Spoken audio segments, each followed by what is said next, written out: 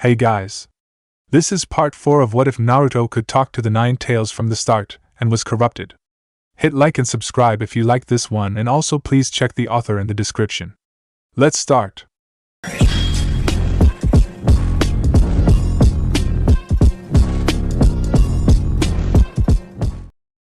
Chapter 23, Student and Teacher Affection.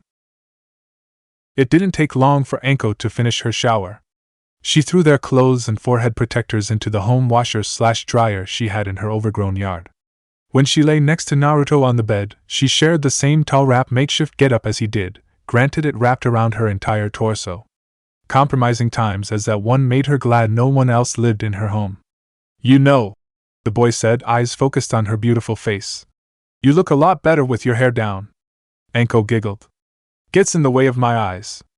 I'd cut it, but then I'd have to do it again when it grows out. Besides, I look like a crazy bitch.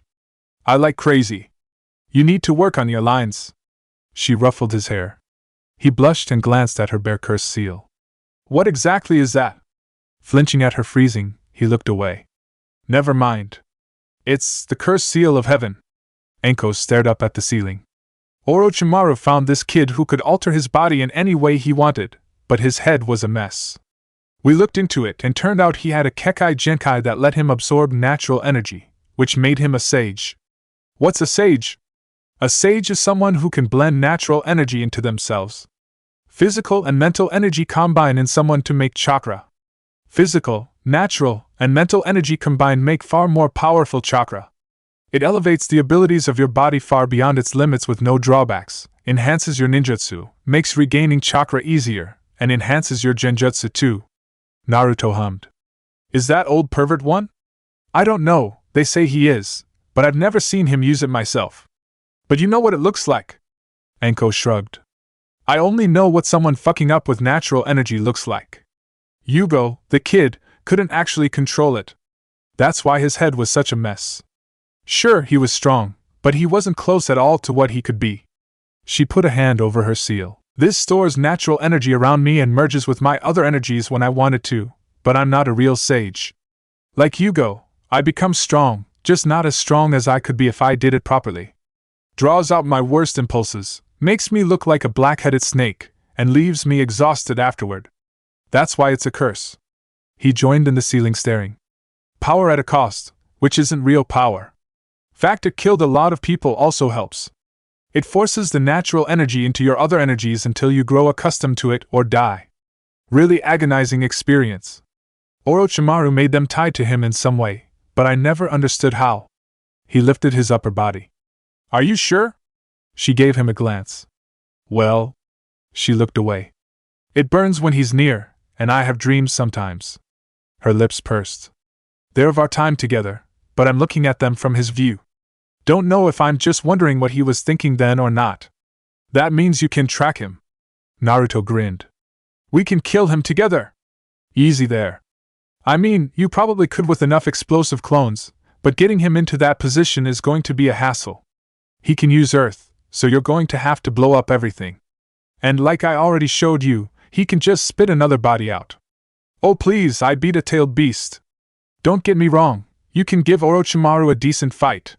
It's just he's a different kind of dangerous than a tailed beast. If you don't take him out completely, he'll slip away, and he's no slouch in ninjutsu, taijutsu, or genjutsu. Destructive power is one thing, concentrated or diverse powers are another." He nodded. "Shikaku was strong but not skilled, I understand." Rolling over, he stopped himself on top of his guardian. "We can do it, Anko-sensei." That word choice was intentional, wasn't it? She nudged him aside, returning him to his backlaying position. "Girls like a man that wants them but not one that wants them too much. Why does everything have to be so confusing with women? Life would be too boring otherwise." Naruto groaned. "I like excitement, but I want that part of my life to be simple." He drifted off. "If that part of life is even possible for me. Have you forgotten about the Hyuga girl already? You know she came to see you while you were out of it, her sister, that Hyuga boy, and her father.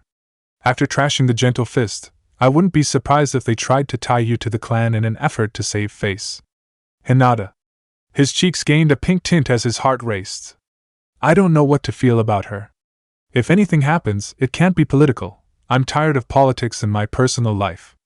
Anko laughed as she tilted on her side to face him. It's on your face and in your voice. What is?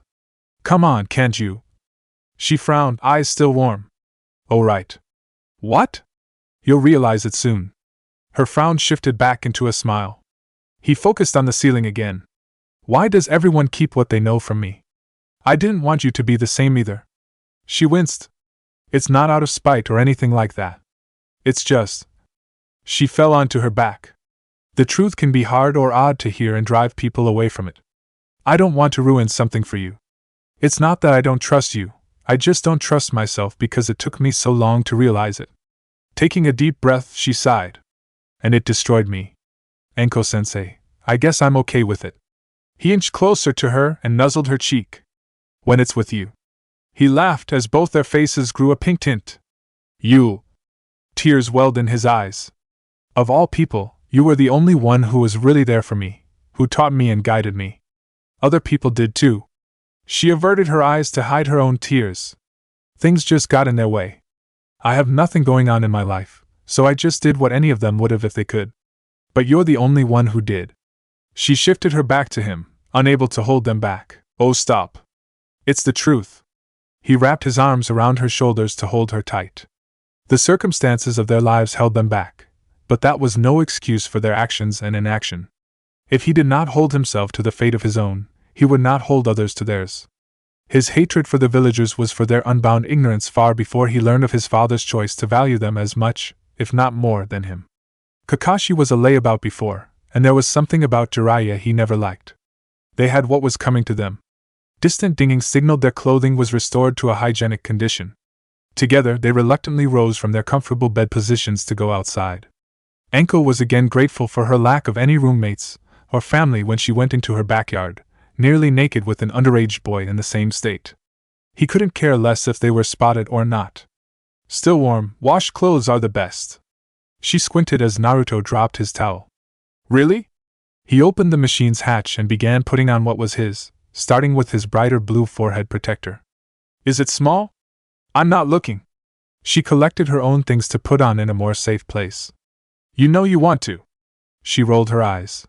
There are growers and then there's showers. Clothing all in her arms, she moved before he could try anything more. Am I both? He shrugged before putting on the rest of his outfit. It was warm and comfortable, especially the fishnets. The original vest and shirt combo he bought with Sasuke and Sakura was gone, but their replacements were functionally the same. Shorts were still there, but it felt strange to associate the warmth of his teammates with his crotch. I'm going out to kill Kakashi. What? I'm going out to talk to Kakashi. Okay. Anko blinked as she undid her towel. Oh right, he just left the hospital without checking out. Smiling, she focused on dressing herself, probably excited to be with his team again. Naruto walked up to the roof of the building and brought his fingers together, conjuring well over 100 clones. He sat down before they took off into the village. With all the drama having occurred, getting a hold of the man was likely harder than it would usually be. Waiting was not one of his strong suits, so staying in his hospital room was out of the question. The one person he trusted the most in the entire world would lead him to his false sensei. Team 10 was in a peculiar spot. Their Jonin lost his father, was appointed the head of his clan on short notice, and was now a player in the Leaf Village's political side of things. Even though he was infamous for supporting the daimyo over any ninja, he was entrusted with a position that factored into deciding the next Hokage. It made their barbecue rewards after training rather awkward. Shikamaru was swallowing a rich, spicy sausage at the open street shop they usually ate in when he saw a haunting silhouette from the corner of his eye. Naruto is coming! He glanced his confused teammates. Transform, now! Making the hand seal, he turned into a copy of the Jinchuriki as he was during his Chunin exams match. Wait a minute! A clone stopped by with a dozen or so others backing him up. Another scoffed. You fucking liars! We should have known you weren't Naruto! One to his right spat on the ground. You could never be Naruto! Shikamaru blinked before raising his bandaged hand to rub the back of his head. Hinata wrapped me up again, guys. Ah, Ino said, tears welling in her eyes. That's so sweet. We didn't get those from Hinata. A clone raised a hand to scratch his whiskered cheek. That does sound like her, though. Wonder when we'll see her again. One to his left said wistfully before being punched out of existence. The whisker scratcher nodded. Priorities. Hinata comes after. It dodged a punch from its kin but couldn't dodge the ones belonging to the clones it fell back near. Naruto's. Asuma said. What are you doing here? Where's Kakashi? One punched into an open hand. We're going tea. It was silenced before it could spill their secrets. We're just going to talk to him. Yeah, why so suspicious, smoker guy? I didn't. Wait, do you really not know my name? The clones collectively raised their hands to stroke their chins. I wanna say. They shrugged. I've got nothing. You were there on orientation day, right? Said we'd be late. Ape-looking Shithil. The Jonin twitched. I'm Asuma Sarutobi, Konohamaru's uncle. He shook his head. You should see him now that you're up. Hinata and Kakashi first. One said and was poofed for. The Kinslayer stomped his foot. What is up with you guys? What's up with me? What's up with you? Another stomped forward. One other pressed his pointer fingers together. I just want someone to love me. He closed his eyes expecting oblivion only to be hugged by the others instead. What if I want someone real to love me? A clone to his right asked. He backed away as the others crowded him into a crowd of others that thought the same. I mean, do we even count? We're the only ones that ever will. They charged. Asuma tilted his head at the sight of the Narutos brawling each other. He okay? Shikamaru, back to his regular self, shrugged. Said he was going through a lot. Troublesome. He's struggling with his newfound love. The love he has for Hinata. Ino cried, figuratively and literally. Choji munched on meat right off a skewer. His clones started off kind of funny, but they're getting creepier. It took about a minute for only one clone to be left standing. The Naruto looked around it, shook its head, took a deep breath, and sighed. What the fuck am I doing? He focused back on Asuma. Kakashi? I don't know. The Sarutobi head answered. Who won? Choji asked, finishing his third kebab since the fight started. It scoffed. No one. Like a broken man, it shambled away. Ino sighed and wiped her tears away. Hinata has her work cut out for with that one. I feel like I should do something, but I don't even know how to handle my grief. Asuma said.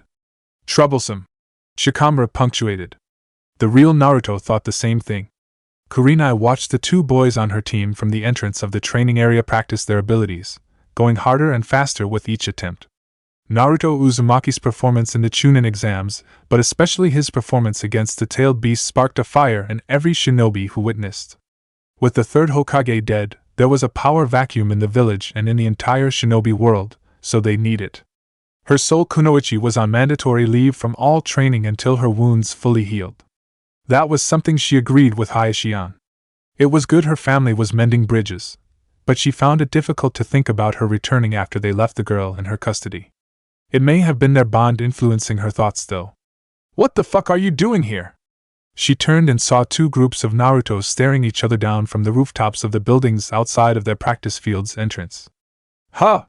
The opposing group scoffed. What the fuck are you doing here? You first. What do you think? I don't know what I think. They crossed their arms smugly. Yeah, you do. Shut up. She tilted her head. I am so confused right now. She blinked her red eyes as an absolute stranger tiptoed towards her. Can I help you? Hinata-sensei, right? He stopped, saluted, and poofed into a Naruto. I sneaked over here so I can tell her something. My name is Kurenai, and I'm afraid Hinata is resting right now. The clone deflated. That's okay, I guess. I need you to tell her something for me. He raised and twiddled his fingers. Tell her I. He shut his eyes. Tell Hinata I think I'm me, traitor. One entire side threw their shuriken at the clone, popping him and driving the Jonin to jump out of the way. Now! Their opponents leaped over to engage. Attack! Kurenai stared as the boy her surrogate daughter admired waged a war on himself. She recognized the same body language in the clone that she did in her. Hinata confessed they shared a moment in the practice field. The details were unspecific due to the obviously personal nature of the conversation, but she was certain it sparked the same feelings her charge had for him towards her in his heart. The sole survivor of the clone civil war jumped down. Forget you heard or saw anything. He turned and paused. Do you know where Kakashi is? No. Why? I'm going to merger him. She squinted. Merger? Yeah, merger. He scoffed. Get with the times. You merger with your team, merger with other jonin, and merger with your friends. Join together and hang out. Rolling his eyes, he continued on his way. What else? Huh? Kurenai watched him disappear into the village streets. At least Hinata will be happy knowing he's awake. He was in no state to process complicated emotions. It wasn't as if he had a preset example for what he thought he was feeling. The clones represented his subconscious mind, which was naturally a mess after everything as of late. At least they weren't exploding in his face. Sasuke and Sakura ate rice balls by one of the Leaf Village's many food stands. One could easily mistake them for being on a date. If she were a month or two younger, Sakura would have mistook it as one too. Their sensei said he had business to take care of, so he was unavailable until he poked his silver-haired head out again. I think I've been a terrible daughter. She looked down at her rice ball. I came home expecting a lecture and got hugs with tears to go along with them. All this time, I've been worried when you and Naruto pushed yourselves, but I haven't taken into account how I could be hurt. She frowned. I could have died back there too. He swallowed. That's a reality of being a shinobi. Your parents are never going to stop worrying about you or expecting you to care for yourself. It's just how they are. Sorry. There's nothing to apologize for. It's better to talk about these things than walk around eggshells with me. Sasuke lifted a complimentary cup of tea and sipped. Besides, we have bigger things to worry about. Orochimaru and the sand. She nodded. We fended off their attack, but the third Hokage died. Right now, we look and are weak. Someone's going to be proclaimed the fifth soon. Nothing's going to be the same whoever it turns out to be. The third was the most powerful ninja of his generation and lived through every shinobi world war. His loss is probably the biggest blow to the village's reputation other than the decline of the Uchiha and the Senju. Sakura's eyes narrowed. Other villages will make moves on us. And depending on how things escalate, there might be war. He bit into another rice ball. Another shinobi world war. He nodded and swallowed. Every generation since the founding of the villages has had one. If not now, then later. It's just how things are between shinobi. If Naruto were here, he'd probably be so excited to hear that. Sakura smiled. I couldn't blame him. No one can deny how valuable he is to the village now. He smirked. That dream of his is coming true, and becoming a war hero would cement it in even the civilians' minds. How would you take down Tailed Beast? Sasuke shrugged. Something big and flashy seems to be the most effective thing. She pouted. I don't know any jutsu close to you two. Tilting her head, she hummed. Maybe I could have dug through its sand to its heart. But does it even have a heart? Naruto's had flesh. It could be different for each one. We need to get so much stronger to reach that level. She shivered in memory of the nine-tailed fox's chakra. He nodded. Been almost a month, and he's outpaced us.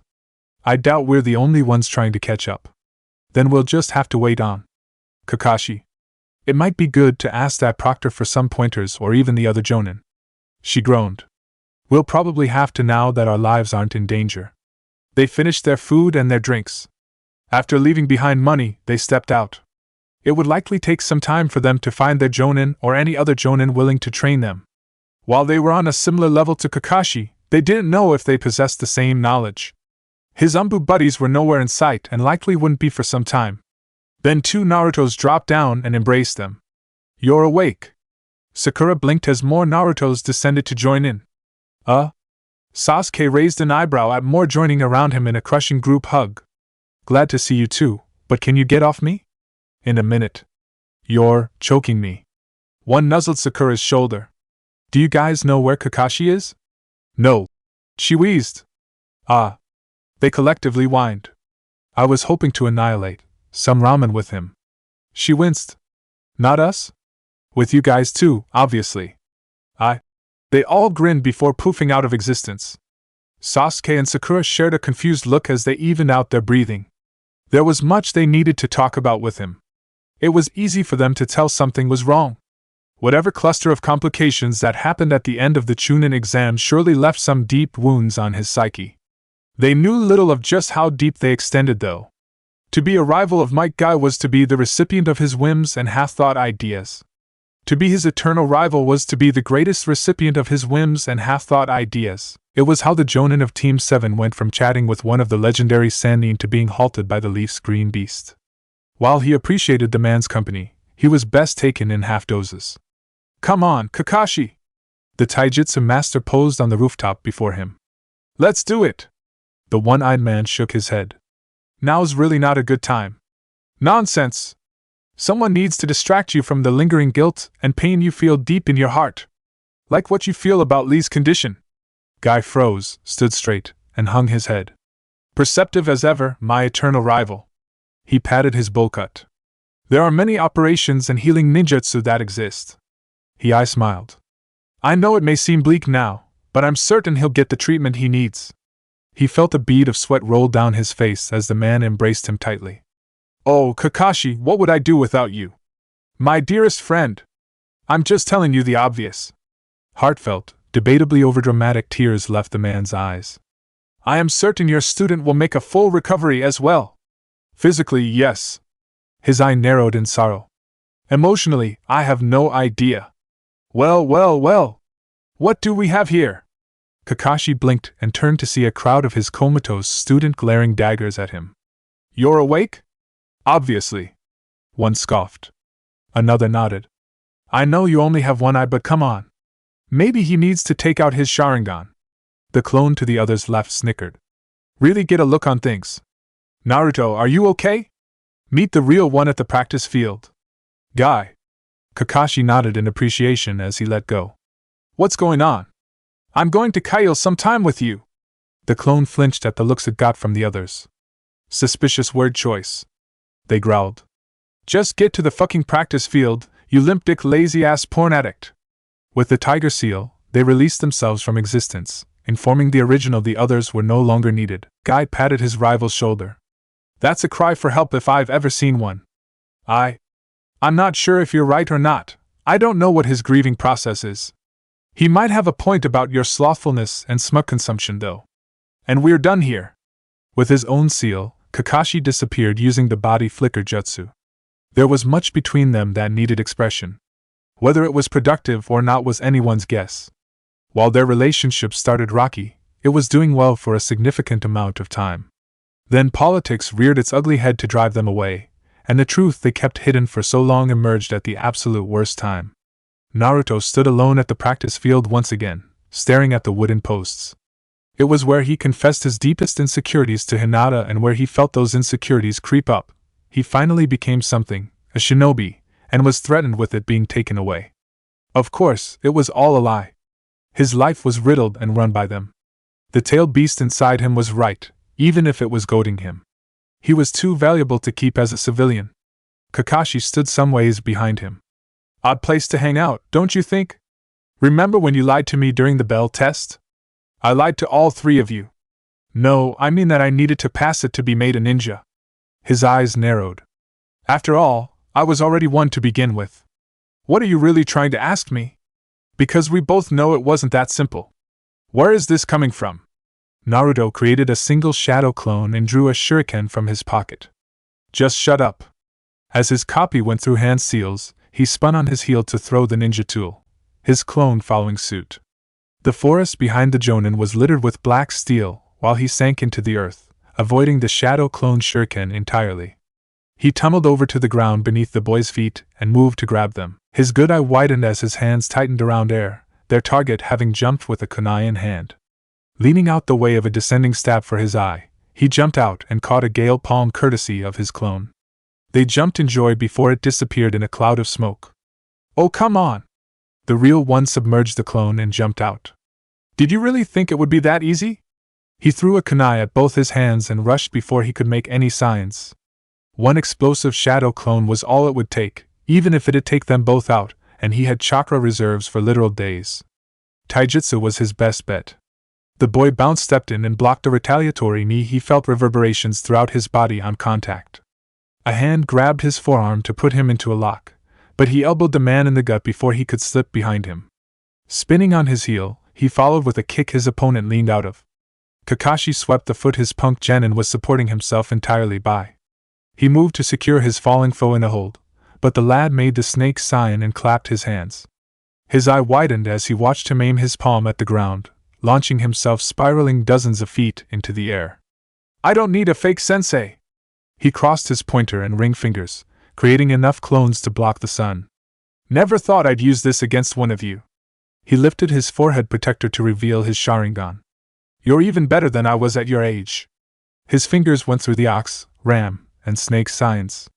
Channeling chakra into the moisture of his breath and creating more of it, he filled the area with thick mist. Naruto raised an eyebrow. Zabuza's jutsu, huh? His clone scoffed. We could kill that idiot now. Fuck yeah! Another yelled. Stupid Kakashi! The rest snarled in unison. It didn't save him either. They descended into the miasma. A minute after, they realized they had no idea how to counter it. The Narutos made gale palms, but that only spread it further to make it slightly less harder to see. Bumping into each other, they striked on reflex.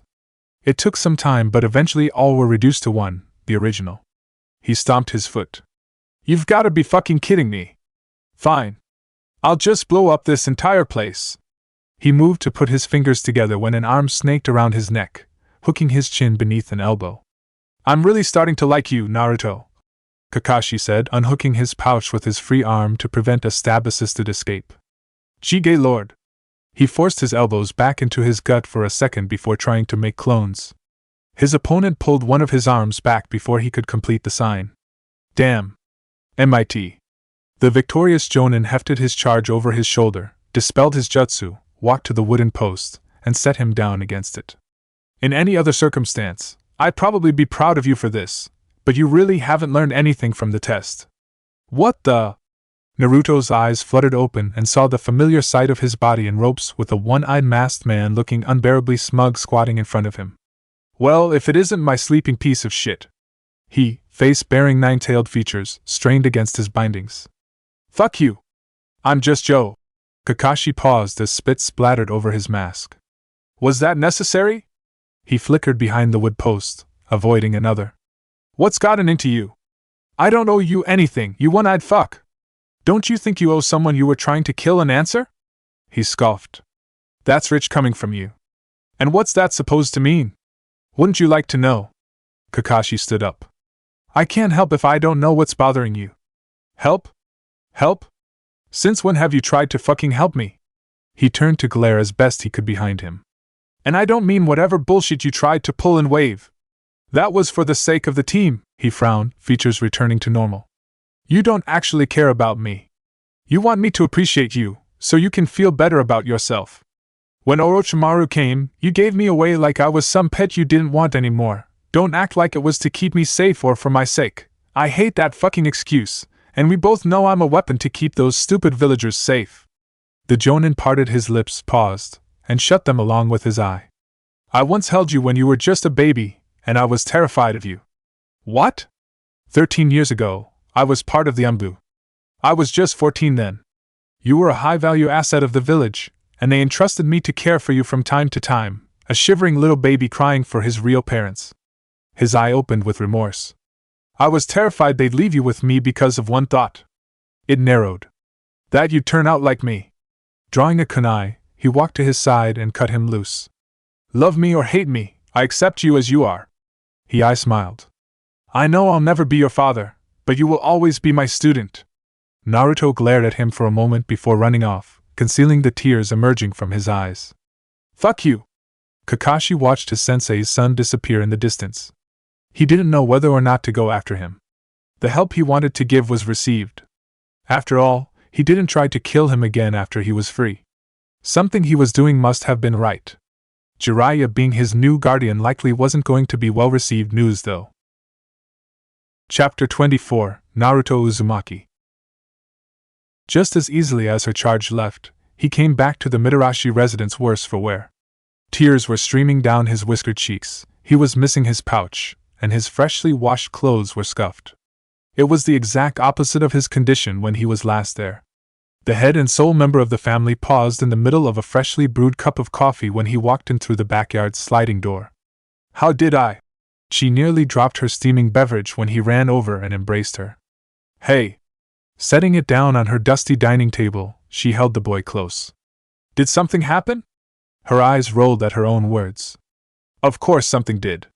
Naruto kept silent, burying his face in her stomach. She picked him up and carried him back to their room. It's okay. Throwing aside her coat, she lay down with him on the bed. You don't need to tell me anything. I'm here. Nothing more was said.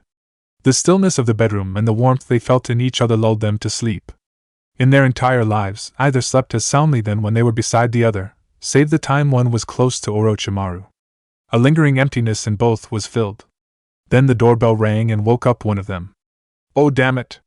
Anko rose, got off the bed, and stretched on her way to the front door. Poor timing. I haven't wanted someone to drop by in a while. She opened it. Kakashi smiled with the two other members of Team 7 behind him, bulky paper bowls of ramen in almost every one of their hands.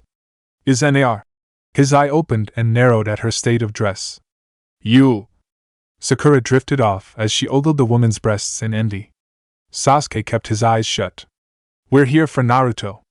Anko could feel the bloodlust emanating from the other jonin. He's… Slee Ichiraku! The boy in question cried in joy, being far more than capable of smelling his favorite produced ramen from nearby distances. Ramen! Ichiraku! Are! He froze at the sight of his other sensei and hid behind his favorite. It's Ikiraku, Kakashi said in a sing-song tone. Okay. Anko a thumb behind her shoulder to her table. I'm gonna get my coat. Kakashi twitched. You better. He smiled again at his estranged student's glare. It's for their sake. Naruto. Sakura grit her teeth. You said nothing happened? The punk blinked innocently. That's just how she dresses. Kakashi tilted his head. I mean, he's not wrong but still. Can we just get on with this? Sasuke asked, walking in with his Ichiraku ramen bowls. They sat down on the table, set down the bowls of strengthened paper, and got up to dust off their seats. Sakura grimaced. Does she even live here? I don't really know Anko enough to say anything, Kakashi said. Naruto twitched at their words. He looked down at the table. Just doesn't have a reason to come home. Oh, the two Sharingan users of the team said in unison. The only one with living family glanced from orphan to orphan. None ever spoke of family much. She knew what happened to Sasuke's and knew Naruto never had anyone, but her sensei was an odd inclusion. Knowing him, he'd likely never bring it up, even when asked. He was hesitant to speak about the likes of the fourth Hokage for whatever reason. Anko walked back with her coat concealing the voluptuousness that was her figure. Takeout ramen isn't really ramen, but I guess now's not the best time to be picky. You haven't really eaten anything in days. You didn't get me Ichiraku once during training. Naruto squinted at her as he broke his chopsticks apart. I got you Dango. She sat next to him on the opposite side of his team. Dango's better for you. Is not. He immediately began slurping. Is too. They're both bad for you. Sakura deadpan, breaking her chopsticks. She snapped hers in turn. My house. She swirled around her bowl of miso with them. My rules, that's not how nutrition works. Kakashi said before doing the same to his bowl. Sasuke nodded and dug his chopsticks into his vegetable ramen. They're both fattening. Good for building muscle but bad for nutrition. I'm not fat. The two former delinquents said. If you don't train enough or watch your eating habits. Sakura drifted off while she sneaked a glance at the grown woman's chest. Speaking of training, Sasuke said, locking eyes with the other jonin. Can you help us whenever Kakashi isn't around? His sensei blinked. What? Anko grinned. Like what I've done with the run of your team, huh? She ruffled said runt's hair. Naruto swallowed. I'm not Sakura. Hey. The girl froze and looked down into her bowl. I have different strengths. Sasuke patted her on the head, to her pleasure and embarrassment.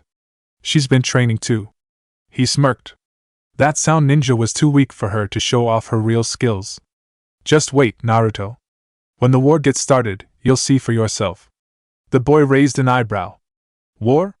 We think the attack by the sound and sand might lead into the Fourth Shinobi World War. Sakura clarified. That's… Anko raised a hand to her chin. Shit, that could actually happen. Naruto grinned. Cool. Not cool. Kakashi stared into his bowl. I know the three of you would do excellent on the battlefield, but you're going to see a lot of people die, enemies and allies alike. People on both sides die in war. You can be the toughest, strongest, or fastest and still die. The first Hokage and the second fell in battle despite being the strongest of their generation. Now Lord Third has joined them. The grin on the boy's face disappeared. He died, because he couldn't kill his student, despite how bad he got. It's his own damn fault. A pat on his shoulder from Anko stifled his lingering feelings. Come on, nah. A hand on Sakura's shoulder from Sasuke told her not to. Still, the Uchiha said, we should prepare for war just in case. Everyone else is training their hardest to catch up to you, Naruto, and to make sure nothing else like that attack happens again under our watch. Sooner or later, our generation is going to face a war of its own. We can't be complacent with our current abilities. He glanced at the two Jonin. I've read and heard a lot, but I don't know about the other villages personally. Kakashi hummed. You've already encountered ninja from the sand and mist. They're actually the two weakest villages.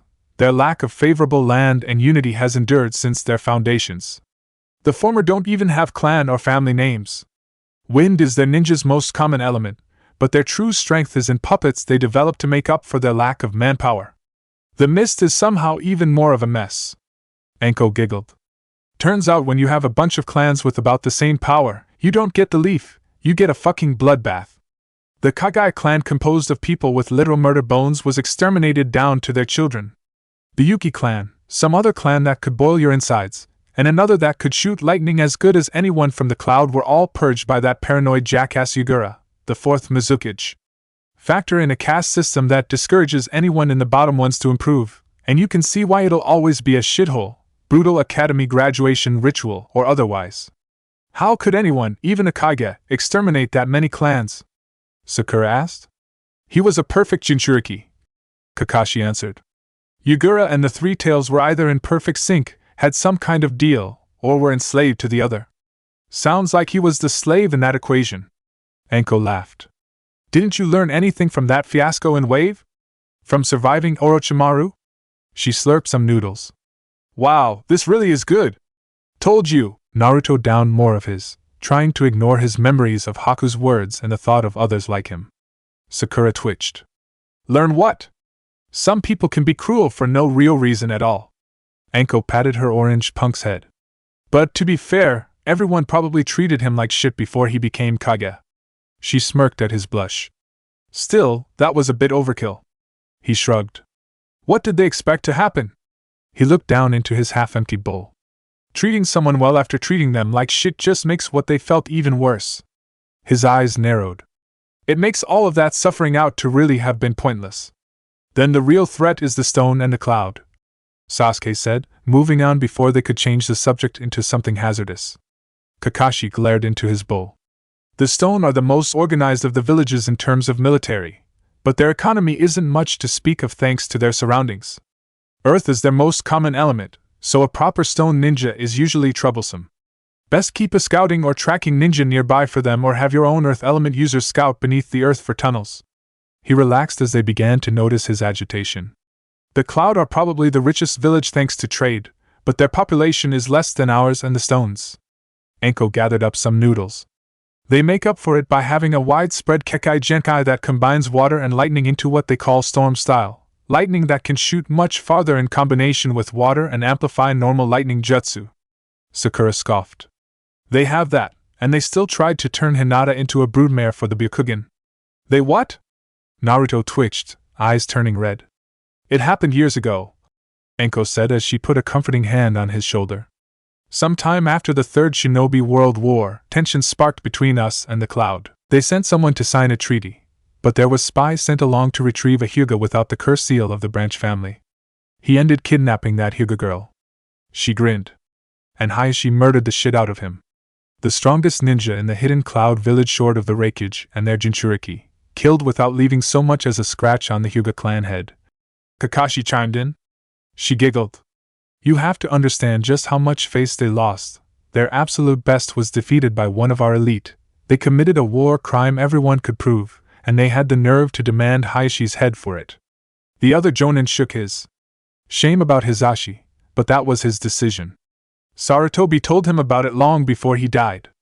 I bet he did it to also piss all over the faces of the bastards who thought they could take his niece. She held on to her sides. Orochimaru told her of the specifics as well. You can just imagine the look on their faces when it turned out they weren't getting the Byakugan in any way. Niji's father? Sakura asked. Yeah, he was kind of an asshole, but fucking hell was that beautiful. She raised her bowl over the center of the table. To Hisashi Hyuga. Kakashi joined his still full bowl along with the others. May your sacrifice never be forgotten. Sakura murmured before bringing hers back down. So that's why Niji hated Hinata. She blinked as Naruto tried to look away. You got really angry there. Smirking, she snickered while Sasuke rolled his eyes. His cheeks grew a pink tint. Shaking his head, he thought of the first excuse in his mind. Didn't they try to kidnap the previous Jinchuriki of the Ninetales? Anko raised an eyebrow at him. What? Where did you hear that? Kakashi asked, tone controlled to hide the concern he felt. The old man? Naruto slurped some more noodles from his bowl. He brought it up in one of his rants about protecting me. They were lies, but they were irrefutable. He laughed as he licked his lips. Told me my mom asked him to take care of me. His expression grew sad as the others looked curious. I never knew that. You knew her then, right? No. The boy titled his head. But you didn't know who the previous one was, right? I mean, wasn't the first Mito? His eyes narrowed. Mito Uzumaki? Of the Uzumaki clan belonging to the hidden Whirlpool village. Anko blinked, feigning surprise. Oh shit, you're that Uzumaki? She looked him up and down. You don't have the red hair though. You're part of a clan? Sasuke asked. Sakura hummed. I think I remember hearing about them, but I don't really remember. It's a common family name in the land of whirlpools. Kakashi elaborated. The village hidden in the whirlpools fell in the First Shinobi World War to the hidden mist village while the Leaf was preoccupied with the rest. Mito Uzumaki was the wife of the first Hokage, which cemented an alliance between our two villages. He shook his head. A shame what happened, but war is filled with casualties. The survivors were scattered throughout the land, civilians bearing the name and clan alike. You still haven't told me who the previous Jinchuriki was. Can't exactly have a weapon to use against the other villages if no one knows who it is. Anko patted him on the shoulder to soothe the ache in her own heart. Mito, other than showing up in the fight against Madara Uchiha to get the Nine Tails sealed in her, never saw battle. Guess that's the privileges of being married to the first. She winced at him, shaking in anger, and embraced his side. Sasuke and Sakura ate their meals in silence while they watched the crazy proctor soothe their teammate as if he were her child. They doubted their calming embrace was as effective. An understanding deeper than what they had was between them. When he was finished with his bowl, their sensei slid his over, having lost his appetite long before they reached the end of the conversation. Kakashi left the pouch the boy lost at the practice field on the table and led the rest towards the door when their visit was without a doubt done. I'm sorry, Naruto. 3 of the 5 there understood what he was really apologizing for. Sakura frowned when they were out. He really wants a family more than anything else. She lifted a hand over her chest. That was so painful to hear. Turning to her other teammate, she saw the conflicted look in his eyes. I thought we weren't trying to walk on eggshells, but it seems like he's going to explode again. There's a lot of grief he's been holding back. I know from experience. He's going to have to figure it out himself. Sasuke took a deep breath and sighed. You two can find your own way home, right? Yeah, they said at the same time. Kakashi's body flickered to a faraway tree branch and slammed his fist into the trunk. He wasn't sure whether the truth would help or make it worse. They were so swept up in the conversation he even forgot to relay the news about Jiraiya. Mito's existence was rather obscure info due to her lack of participation as anything other than the first Ninetales Jinchuriki. Kushina was known by the older generation but not his. At best, the few that knew her thought she was Minato's fangirl rather than his wife. She never used the Ninetales chakra at all, and her skills as a jonin were average compared to the legends of her generation. Mikoto Uchiha knew about her pregnancy, status as a Jinchuriki, and marriage to Minato thanks to their academy rivalry turned friendship. There was a chance she told her husband or Itachi before he killed them, but it was slim. Anko held Naruto close on the bed once again. He stopped shivering, but he was still far from well. She, years ago, tried to look into her own family and found nothing. Whether it was nothing or otherwise, there would be damage. That damage was already done though. The morning after, there was another ring of the Mitarashi house's doorbell. Mitarashi herself was open to surprise visits on account of her loneliness, but she was not so lonely anymore. It was beginning to interrupt her heartwarming naps with her mini-male clone, who needed as much love as she did. She could only hope he was still sleeping when she went back. You better have a de. She blinked at the sight of the two other genin of Team 7 behind the door. Oh. Hey. Sakura tried her best to avoid looking below her neck. Do you have to pry him off you? He tries to get handsy sometimes, but he's just being playful. We thought it might be good to train with him again, Sasuke said, keeping his eyes closed. Missions aren't going to be on hold forever. You can come along, if you want, Kakashi's got other things to do. Anko hummed. I'll check with the kid first. She turned and went back to her bed. Naruto. Putting a hand on his shoulder, she gently shook him. The pink girl and your swirly-eyed boyfriend are here. I'm not gay. He rose up to reach for a breast only for the offending hand to be slapped away. You'd make a weirdly cute couple. Grumbling, he rolled off the bed, landing with a dull thud. Why so early? She shrugged before throwing on her coat. Why not?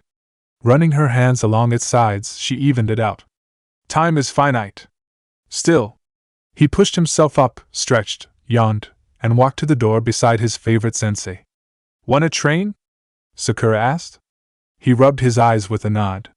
Sure. Been way too long since I did. He walked out with them flanking. See why? A tired groan of realization left his lips as the door closed behind four of them. Right, lazy-ass Kakashi. Sasuke nodded as well. There might be jutsu she knows that he doesn't. Anko laughed. Jutsu the copy ninja Kakashi doesn't know? She shook her head. Probably not. I mean, he doesn't bother remembering a lot of them, but he keeps the ones worth using. Well, he's not going to be there, so you might as well go over the ones you know, Sakura said. They arrived at the practice field where they earned their stripes in short notice. What the fuck happened? Anko drifted off as she recognized the same marks left from her student's first test run of a certain jutsu. Naruto shrugged and averted his eyes to the suspicious looks of his comrades. Who cares? Let's get to training. Okay. Her eyes flicked over all three of the genin before resting on her favorite. Mr. Inconspicuous here is obviously a taijutsu and ninjutsu specialist. Capable of wind style, the best style, and can spam the ever-loving hell out of shadow clones, shuriken or otherwise. She focused on the other two. Sakura saluted awkwardly. Genjutsu specialist with earth style with above-average taijutsu, ma'am. Relax, Pink. Earth style and genjutsu mean you're an ambush-oriented ninja. Good to have with two heavy hitters up front. She looked to the Uchiha. Fire style and lightning style. Other than the three basic fire style jutsu, I know the Chidori. Sasuke glanced at the curious other man of the group. Used to be I was the only ninjutsu specialist, but I suppose the two of us are specialists in taijutsu and ninjutsu now. He grinned. I'm better. Wanna prove it? The other smirked. Anko rolled her eyes. Save the dick measuring for later. She focused on Sasuke. Fire and lightning, huh? Only Jonin and higher-up Chunin looking to make Jonin have two elements, or more than that. Very offense-heavy one. I can show you a lightning jutsu or two. Focusing on the other woman, she hummed. My genjutsu is pretty shit, but I can show you a few tricks with earth beyond the basic mole one you definitely know. Naruto, jumping with his hand up, forced a giggle out of her. Of course I can show you more wind jutsu. First. Sasuke locked eyes with his rival. A warm-up. Didn't you hear a single word of what I just said? Naruto turned to face him properly. It's okay, Anko-sensei. We need this. Sensei? Sakura asked. He glanced at her. What? He spared the other man one when he raised an eyebrow. What? You don't even really call Kakashi that. He squinted.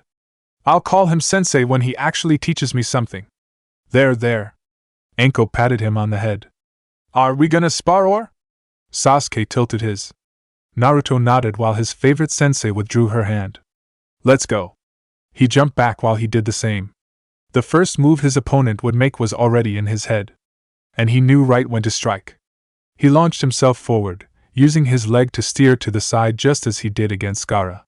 Then his Sharingan saw an elbow aimed at his face. It was too late to stop thanks to his momentum peaking.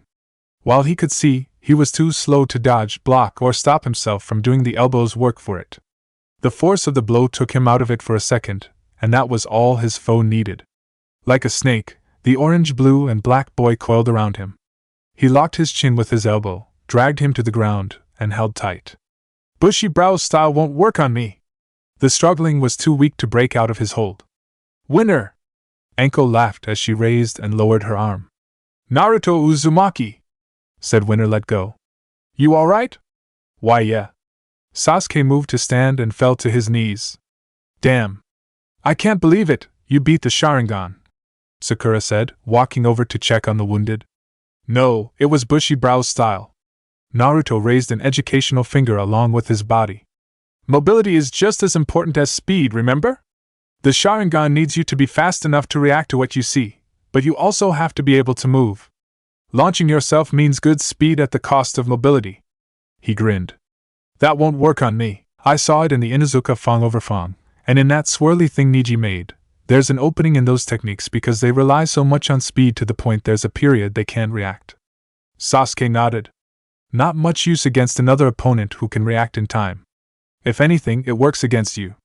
Looks like you're still the taijutsu specialist of the team. He wiped blood from his nose.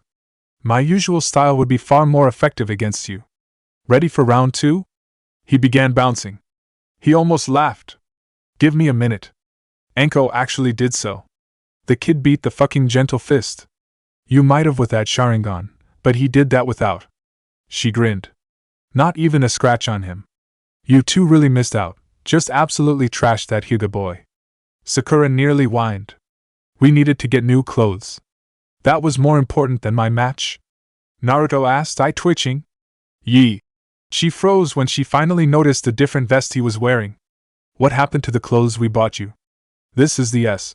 She closed the distance between them and grabbed him by his collar. Don't bullshit me. Do you have any idea how long it took to find that shop? I was there. And we went through so many. She began shaking him. Did that mean nothing to you? Anko shook her head at the memory. He punched his own explosive clone. Why? They told me the truth, and I didn't like it. Naruto winced in realization he said that out loud.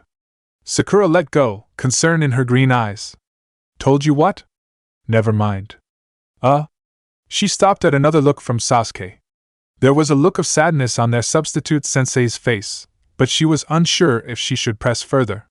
Not much was said after. Naruto and Sasuke fell back to their usual training methods, catching up for lost time. While Sasuke could pressure him with his Sharingan, the brief openings where he'd blink became taken advantage of too much for his liking. He began swaying back or trying to gain distance when he did to maximize his defense. Sakura joined in occasionally, to their delight, but she went to Anko for tutoring in the mud wall jutsu. Her strengths were clear to her now, and their team was in desperate need of someone with defensive abilities to complement their razor-sharp offense. It was in the afternoon when they stopped. All 3 genin were scuffed up and hungry, having completely forgotten about food and their excitement over training together again. Instead of Ichiraku, they ate at Anko's favorite dango shop. Sakura didn't want any more ramen and went with the only opposing proposition. Naruto was salty. Sasuke didn't really care. All were walking through the streets, ignoring the eyes they were getting far too used to. Boss! A voice only very familiar with one of them yelled.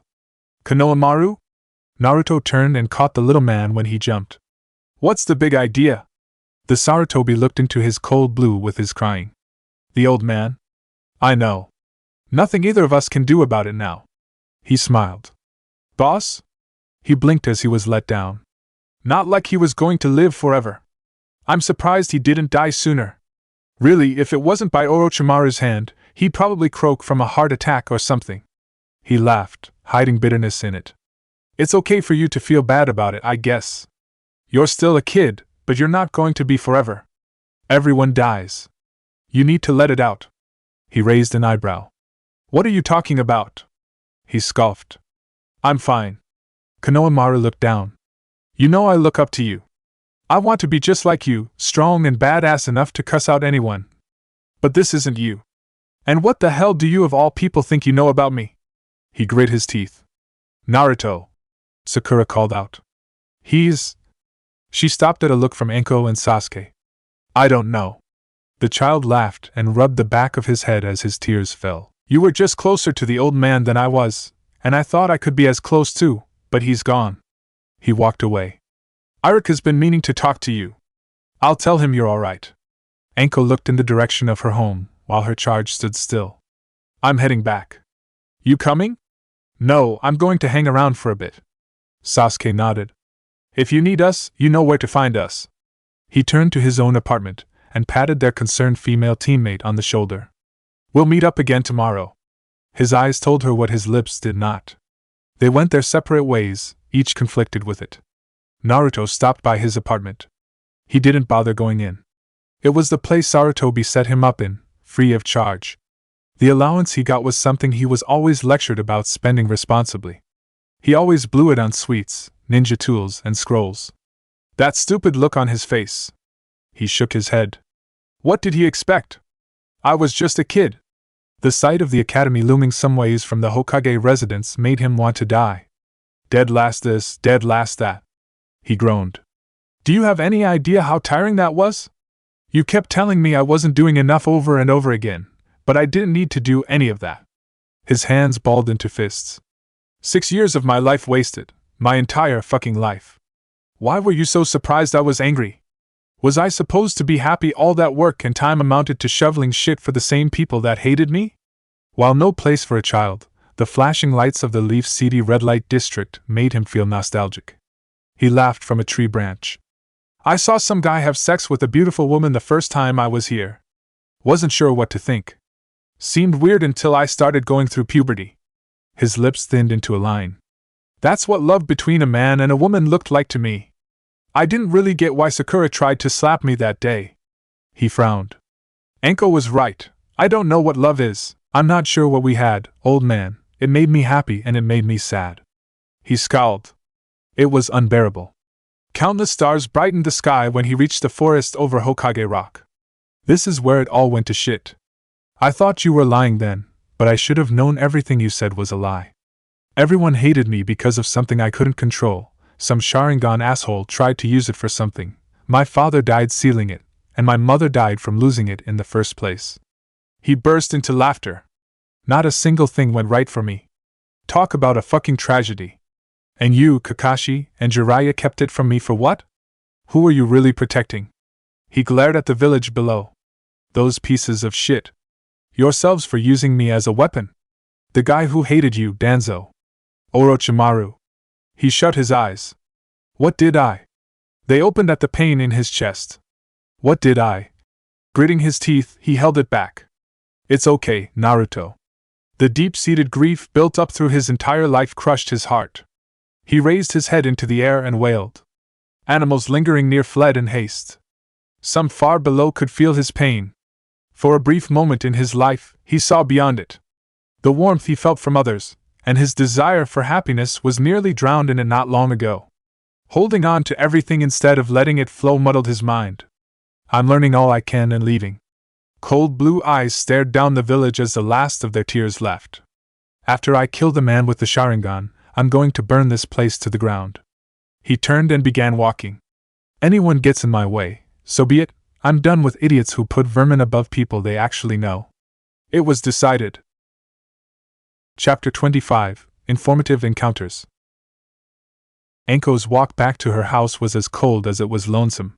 She already knew she was getting a little too used to the kid. In just a short amount of time, the moments they'd have together would be more than halved. Better she kept the emptiness close than far. Her days of having breakdowns over it were long over. When she unlocked and walked through the front door, she sighed. I'm home. She took off her coat to carry over her shoulder. Wonder if that coffee is still good. Midarashi. She drew a kunai from her coat pocket and threw it at the voice emerging from the hall on reflex. You!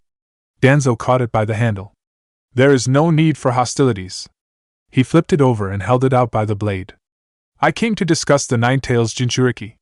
So help me, if you touch one hair on his head, I will fucking murder you. Her eyes narrowed. Or better yet, I'll tell everyone what you and Orochimaru were up to. You mistake my intentions again.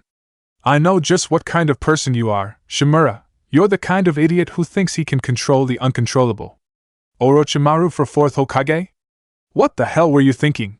He would have stayed in the village where he could be monitored and placated by the status of Hokage. Minato was a strong candidate, but we all know how that ended. Now Orochimaru is an enemy of the village, Hiruzen is dead, Minato is dead, and the Nine-Tails Jinchuriki is an emotionally damaged child. That's… Anko drifted off as she realized the truth in his words. Well, fuck. Not everyone can stomach having a piece of shit like Orochimaru in charge. She flinched. And I know the irony in me of all people saying that. Now is not the time to dwell over the past, Mitarashi. What concerns us is the present and the fog of our future. Taking a deep breath, she let out another sigh. You know you don't have to take the whole Shinobi of Darkness thing so literally? Get the fuck out of the murky hall. You look ridiculous. He followed her advice. I can tell you care for the boy deeply. You and Hiruzen saw something in him you were willing to risk your lives and potentially the lives of others for. His eye narrowed slightly. While I disagree, your belief in him and presence in his life have a profound influence on his mental state. Hiruzen's death nearly released the Nine-Tails. He may be capable of forcing it back at 8, but I would rather not risk such a calamity if you were to die. What exactly are you saying? It's in the best interests of the village you stay close to him, and you are kept safe. Anko scowled. Don't tell me you're going to have those creepy root assholes follow us around. The boy loses control when others mistrust him, so no. The next Hokage isn't likely to send you on any missions whatsoever. Who's it gonna be? Tsunade. Blowjob slug princess. She deadpanned before walking over. I am unfamiliar with that particular name of hers, but yes. The council is really scraping the bottom of the barrel, aren't they? Our other best choice was Jiraiya. Oh my fuck. Indeed.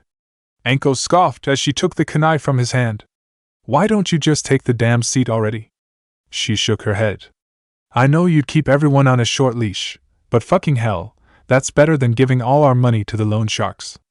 I have made too many enemies throughout my long life, and the village is weak. Our enemies are already watching us like vultures. Tsunade will buy us time to gather our strength. If she were to return to her old self, she will be more than a benefit to the village. Good luck with that. Jiraiya is being tasked with retrieving her. Seriously, it's like you guys want to run the village into the ground. She raised an eyebrow. Why not Kakashi or one of the clan heads? Inexperience, mostly. Most of the current heads' names hardly evoke respect. And Hayashi taking the position would open hostilities with the Cloud. Fuck those greedy assholes. We're probably going to war with them soon regardless. Danzo nodded. We need time to recover before then. And you think we'll need the Nine-Tails, huh? The Cloud has 2 perfect Jinchuriki. My spies in the rock report their Jinchuriki having similar yet imperfect mastery of their tailed beasts. The Sans was defeated by ours without a single sign of the Nine-Tails chakra, if the reports are accurate. The 3-Tails is still loose and the 6-Tails Jinchuriki is still rogue. The 7-Tails is a non-factor so long as the waterfall remains passive. Naruto doesn't like using it. You should hear him talk about power. He'd rather die than ever rely on someone or something else to fight for him. War? She laughed. He's up for it just to test himself. Don't count on him acting out of desire to protect the village. Mitarashi, I, for the sake of the village, am asking for your help. Never thought you'd say those words. I'll do what I can for his and everyone else's sake, but I promise you're dead or will wish you were, if you try to manipulate him. She stowed the kunai back in one of her coat pockets. That is why I am leaving him to you. Danzo turned, walked out into her yard, and disappeared in a body flicker. I can never get a read on that fucking guy. The promise Sarutobi asked him to make was fulfilled, in his own way. She was not under his influence, and he knew he could not manipulate her into doing the same to the boy even if he tried. Though he never admitted, his old rival was right. Trying to bring him into his fold would only make his condition worse. If only he knew it was too late. From a secure vantage point, Jiraiya of the legendary Sannin spied on his target far below. He intended to watch over his prize student's only child, but it wasn't as if he was leaving just yet. Anko could keep an eye on him for a little while longer. She'd probably insist on coming along. The issue was she didn't like him close to the boy, which meant there was a chance she'd try running off with him. It was a small chance, yet still a chance. He recognized her adoration of him as the same adoration she held towards Orochimaru. While he understood where it was coming from, it had the potential to twist into something worse, especially since the old man keeping her on the straight and narrow was gone. Still indulging in foolishness? An old, familiar voice said from behind. Oh, come on! I've been away from home for too long. He turned to see two old comrades of his fallen sensei. If you've come to appoint me Hokage, my answer is hell no. Koharu scoffed. Don't flatter yourself. We've come to ask you to retrieve Tsunade, Hamura said. Jiraiya stood up. Oh, that was exactly the person I was going to bring up to take the hat. Can you convince her to abandon her ways?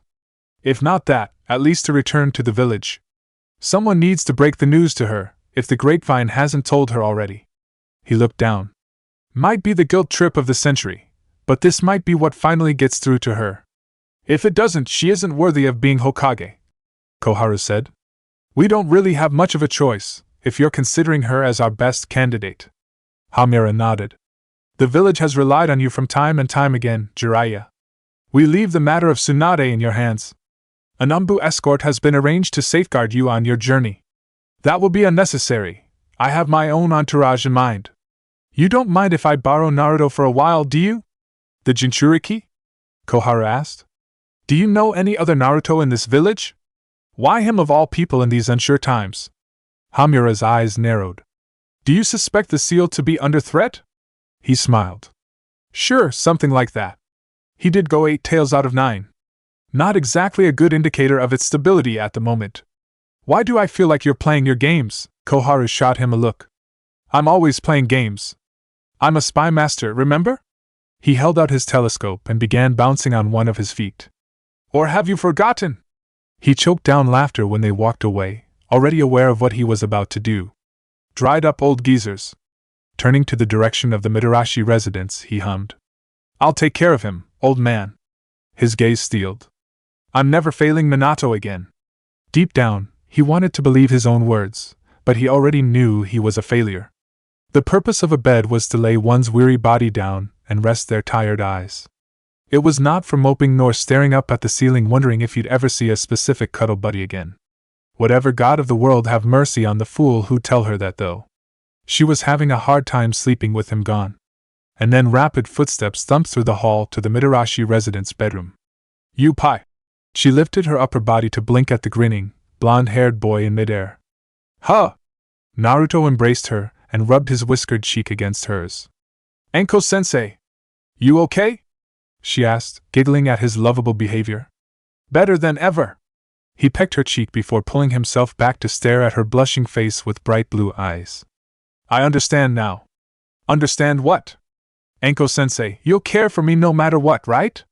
What are you talking about? She winced at his frown. I'll always care about you, Naruto. She grinned as he did. Now, what happened? He laughed. I just let it all out and knew what I wanted. He shook his head. No, what I had to do. I'm sorry for being a whiny little bitch. You were grieving. She held him close again and frowned. To be honest, you're handling it better than I am. There's no need for you or anyone else to be strong for me. I'm at peace again. Tears fell from Anko's eyes, something she looked away to hide. You have no idea how happy I am to hear that. It's okay. He looked up and lapped at the watery streams. Salty. What are you doing? She giggled. Taking away your pain, like you did for me. Naruto pushed her against the bed. We can do something else together to help with that. Blushing, she nudged him aside. Oh, stop. You like it though. Well, I shouldn't. You. He cringed. You don't think of the fourth when I make moves on you, right? Anko shot him a look. I told you you're cuter. Good. I'm sure I'll end up looking way sexier then. He yawned and closed his eyes. She pulled Naruto close to join him in a peaceful slumber. They both were certain they wouldn't have many moments together in the near future. In their far, it was questionable depending on the tides of life and the roads they'd take. Both would enjoy the other's company for as long as they had it. A parting would hurt, but it was inevitable. Each warm moment they'd share would ripple through the rest of their lives. Unknown to them, each hoped the other would understand. They both sought to betray the other's ideals and beliefs for themselves. The betrayals were formed from their shared loneliness. On the top of the Leaf Village wall, two men in black robes with red trimmings and clouds on them wearing straw hats looked down on the repairs being made to the infrastructure. Most of it was patched up, albeit makeshift due to quick demand. Ninja from every rank sprinted about in a hurry. They would have been noticed if there wasn't a sizable enough workload for them to do. I can't believe the god of shinobi is finally dead. The one with blue skin said. Everyone dies. A man with fully matured Sharingan took into sight. It's only a matter of when. He scoffed. Except for Kakuzu maybe. One Tail's probably gone by now. Feeling sentimental? Not at all. The Nine Tails is still here. The blue man patted the wrapped blade-like thing on his back. Are you sure about this? A bit reckless of you, Itachi. He's still a boy. The third was the only one here who could really pose a threat to us. We'll be fine. And if he really did go up to 8 without the seal breaking? His blue hand returned to his side. I wouldn't give so much credence to rumor, but we will deal with it if it comes to that. There is no better time to retrieve him. The Sharingan eyes focused on his partner's shark-like ones. Do you trust me, Kisame? Way more than I probably should. Then follow my lead. Itachi disappeared in a body flicker. The rogue member of the 7 Swordsmen of the Mist followed him to the ground. You know, if this doesn't spark a war, coming out with the kid will. That's our goal, isn't it? Well, you know as much as I do when it comes down to that. He hummed. The mist has a fresh Mizukage looking to change the village's image. The cloud's rakage tried to steal an heiress to the Hyuga clan, and the stone is the stone. Conflict is inevitable, regardless of change or lack thereof. You're such a buzzkill, you know that? Itachi's eyes scanned the familiar yet unfamiliar streets of the village he grew up in. So I've been told. Can we at least stop for sweets? The swordsman laughed. Sure. He froze, which caused his partner to stop as well. Did you just make a joke? No. He pointed to a nearby dango shop. I heard they have good dumplings here years ago. Well, why not? Kisame grinned. The two had to be the oddest duo in the entire organization. Unlike the others, they lacked a theme. All of them were traitors to their villages as far as they knew. Neither shared anything in common save being shinobi and traitors. They were lumped with each other. Hostilities existed for a brief time before they got used to each other's presence as well as peculiarities. One could almost mistake them as friends, a status both would deny. Little did either know the irony of their dynamic mirroring 2 boys they were bound to encounter. For breakfast, Anko insisted on dango, as she did for every other meal. It's not like they subsisted solely on it through the portion of a month they trained. Dango dumplings were her favorite, but she liked to branch out from time to time. Ichiraku ramen turned out to be pretty good, even though it was false takeout ramen. Naruto insisted on it again to be denied still. She only enjoyed the same thing when it was her favorite food. I don't mind dango, but I need to eat something else, the boy said, walking alongside his odd sensei on the village streets. She shook her head, eyes hunting for food shops, as she kept it on the swivel.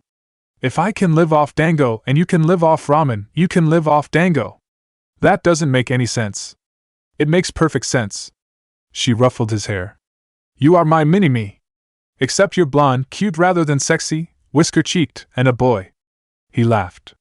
Making it sound a lot like you care for me as a weird way of caring for yourself, but I understand that. I just couldn't stand seeing someone else go through the same thing. Anko looked down. Understand that too. He raised a hand to fold over the one she had on his head. Pretty sure that's what stopped me from offing Niji. She raised an eyebrow. How so? When I was a kid, he destroyed me, so I picked myself back up and destroyed him. I guess that's not really the same. The look in those blank eyes spoke to something in him, but he wasn't sure how to say it or if he wanted to. Do you think he would have done the same for you? He shrugged. I won. Kind of doesn't matter what I think. Knowing how he tried to kill Hinata, probably not though. She grinned. So, turning to look at him, she snickered mischievously. W.H.E. Naruto? Sasuke asked, standing outside a shop with the rest of the team. Itachi and Kisame sitting on a bench inside hastened their eating but kept it to a limit for prolonged enjoyment. The former's dated info was sound, the dango dumplings were good. While the tea lacked a bit of sweetness, it was refreshing to drink. They'd stay until they were threatened outright. Kakashi laughed as he pointed his thumb back at a red-faced Kurenai. Anko! We were just talking about you while these two were out on a Nata date. We're just out for some sweets, Asuma protested. Sakura giggled. Sure! She examined the flushed face of the female jonin. Sweets. That's a good way of assuring you won't get masterclass genjutsu training, but I can't fault you for your desire to make such a phenomenally witty joke, Kakashi said, including air quotes. Wait, what? He can probably teach you more than a thing or two. Anko laughed for a few seconds before the serious look in the other Jonin's eyes and their glances towards the shop interior signaled trouble was afoot. Naruto and the rest of Team 7 were not ignorant of such expressions. I guess the three of us should let you four catch up. Kakashi eye smiled at the boy's other sensei. Stay with them, will you? His eye opened and glanced at the cloaked figures finishing up inside. She clucked her tongue. Okay.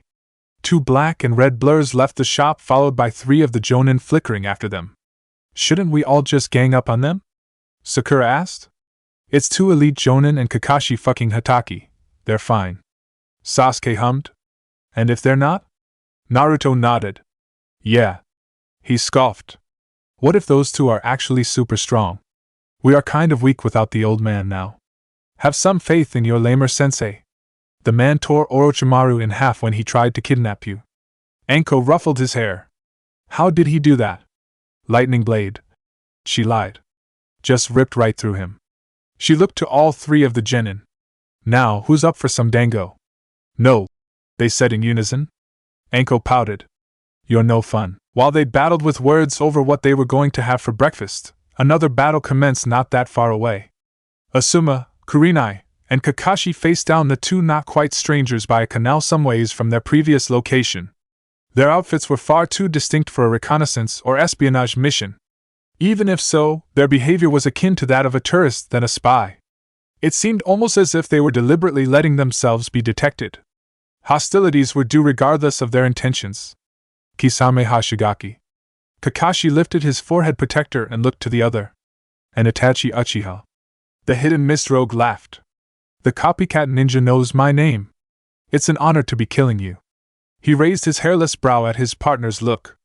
We didn't come here to fight, we came looking for something. And that is? Asuma asked, readying his chakra blades regardless. The 4th Hokage's legacy. Kakashi twitched. He more than had his fill of dangers and meddling in his precious student's life. No. His Sharingan swirled into a slanted pinwheel. Just die already. Both eyes widened when Itachi's left swirled into a similar, shuriken-like wheel. The world faded into a clouded red void.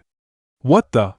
He looked down on his body and found himself tied to a cross, the land it was posted on barren for miles to see. Genjutsu. He looked up and saw a crimson moon. Itachi appeared before him with a long blade in hand. I'm impressed. I didn't know it was possible for anyone with no Uchiha blood to awaken the Mangekyo Sharingan. You are worthy of your name, but can that borrowed eye see through this? I can't. The insight bestowed by his Sharingan no longer existed. It was as if his dead comrade's eye was plucked out and his old one was repaired in its rightful socket. All of space, all of time, and every piece of matter is under my control here. He pulled back his arm. You will feel the sensation of getting stabbed for 72 hours. He thrusted the blade into him and another Itachi took its place to do the same. Kakashi's eyes widened with every stab. Every feeling of cold steel breaching the integrity of his form was agonizing. It was the pain he could tolerate the least as well. He was lucky it was a subpar interrogation method, but his situation was outright torture for the sake of it. If his opponent's words were true, there was no escape in death for him either. He felt quite possibly one of the greatest sensations of relief when they finally stopped. We have 71 hours, 59 minutes, and 59 seconds left. Fuck. Indeed. The stabbings resumed. To the copycat ninja, it was what he imagined hell to be like. He could hear the voice of his captor count down the time after what felt like ages. None of it was real, but it was to his mind. The prospect of oblivion became ever so appealing with every drawn-out second. Some people could grow numb to pain. If that was true, he was certain that particular adjustment made by the human mind was being denied to him. A part of him wished he had info to give and another part of him hated that he would. Congratulations, Itachi said. Time's up. He fell to his knees on what felt like heavenly soft cement. Don't. You. He collapsed, incapable of supporting himself. Want me to kill you? Seems like you could use it. Kisame burst into laughter. Asuma glanced at his fallen comrade. What the hell just happened? Genjutsu. Kurenai answered. Not sure what kind, but it doesn't look good. Kisame grabbed the hilt of his massive wrapped sword. He'll probably never wake up again. Let me help with that. Asuma blocked the finishing blow with his chakra blades. Kurenai grabbed Kakashi. While she dragged him out of the way, he slipped out and slash-punched the air with his right, channeling chakra into the blade. WH. The world went black as his eyes and nose bridge were cut in half. He shifted his grip on his left so the elongated blade jutted forward before he punched, aiming to decapitate his helpless foe. A flurry of shuriken aimed at him by the other forced him back though. When the Sharingan eyes shifted to his lover, he flickered in their way. You were careless, Kisame. The shark-like man lifted the bandaged blade to his head. I was. Scale-like protrusions shot out and into him. Won't happen again. Chakra rushed into his wounds, removing any trace of their existence. Still can't see though. He felt a hand on his shoulder before his vision was restored. He blinked with restored eyes and glanced at his partner. What would I do without you? Die. Itachi glanced at Asuma going through hand signs and nudged his head towards the body of water. A plume of gunpowder consumed the two from the leaf Jonin's vision before a bite of his flint-lined teeth ignited it. He caught his chakra blades and kept his guard up, more than wise enough to know the consequences of dropping it. While he'd never admit it, Kakashi was far deadlier than he was. The fact he was down meant he'd have to give more than his all to survive. Kurenai watching him was giving him the mother of all motivations too. Kisame laughed, standing on the water, when the smoke cleared. Your girlfriend ran off. She's still here. The Uchiha beside him looked at her optic illusory hidden spot with help from his Sharingan. A genjutsu specialist. He stuck his hand to the rogue mist ninja's shoulder. They're concentrating on you rather than splitting between us, wise. Better finish it here then. He went through 4 hand seals out of his jutsu's regular 10, conjuring a massive shark composed of the water beneath them. What was intended to obliterate all 3 of the Jonin was in turn obliterated by a surprise 4th. He clucked his tongue. That was going to be so satisfying. He focused on the new figure standing before him. Who the hell are you? The Leaf's prideful green beast. The bull-cut man posed for added effect. My guy. Asuma nearly spat out his cigarette. Now is not the time. Relax. Reinforcements are on their way. That's just fine. More cattle to the slaughter. The mist ninja grabbed the hilt of his sword. Kisame. Itachi said. Stop. This has gone too far. Weakened as they are, we can't fight a war without being grievously injured. He relented, returning his hand to his side. You're right. He chuckled. To think, this all started because we wanted to eat something sweet. You wanted to, and I made the mistake of indulging you. Oh, come on. You were hungry for them too.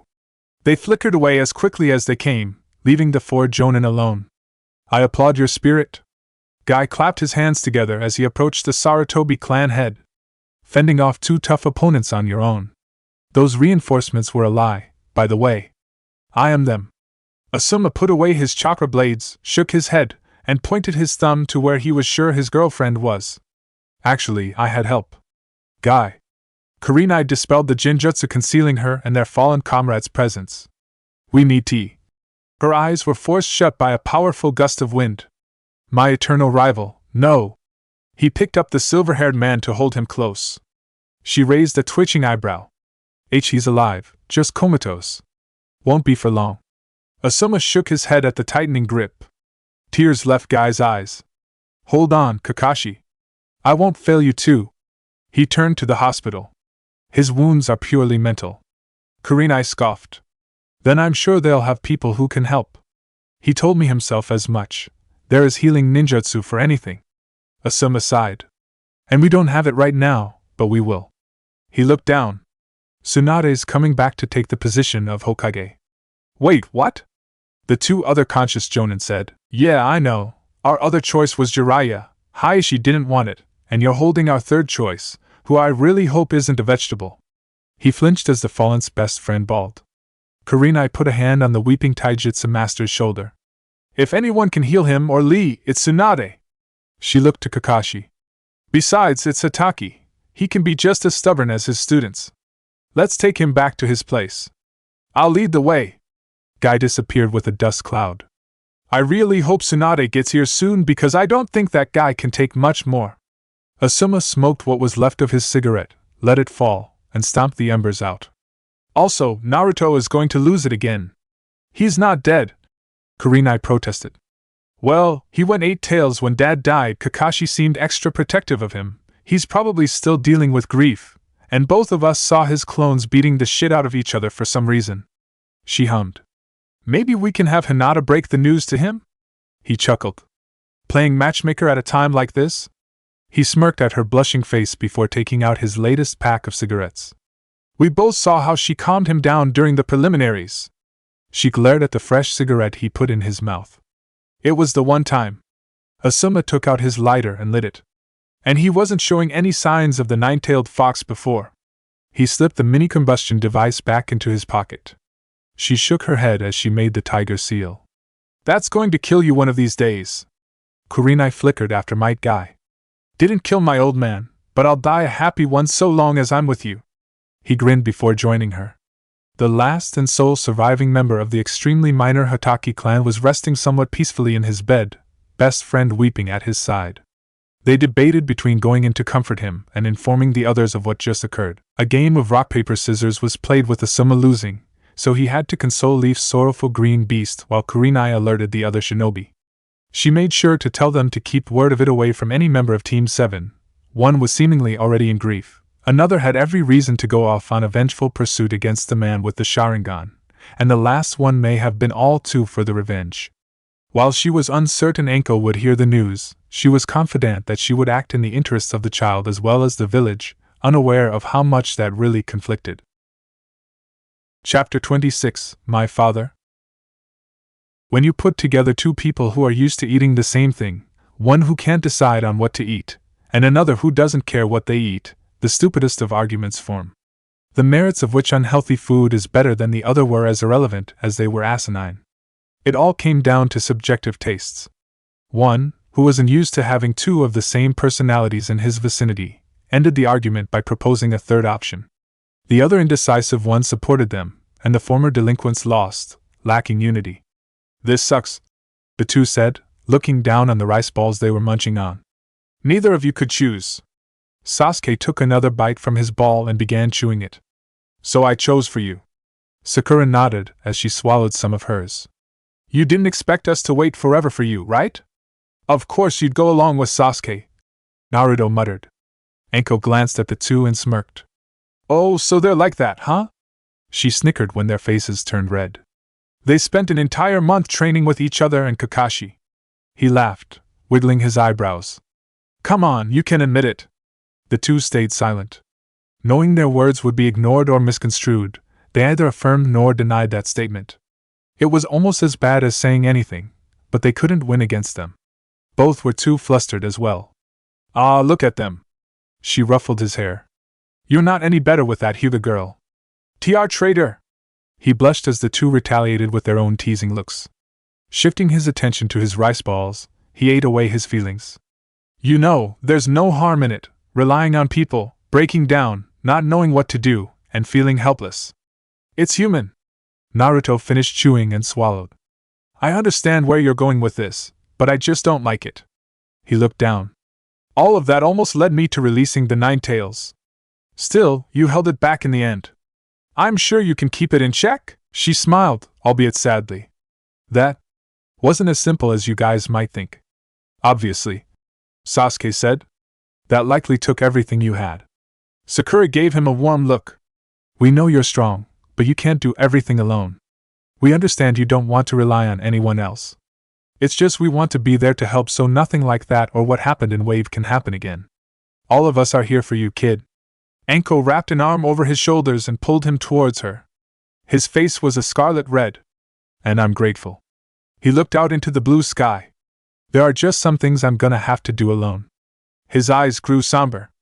No matter what, you'll care for me, right? What's going on? She looked at him with concern. This is the second time you've said that. Nothing. I just need to hear you say it. Sasuke swallowed his latest bite of rice. We'll care for you. No matter what. Sakura finished. A wave of relief and happiness enveloped Naruto. You have no idea how much that means to me. He laughed in joy. I forgive you guys for making me eat this shitty food.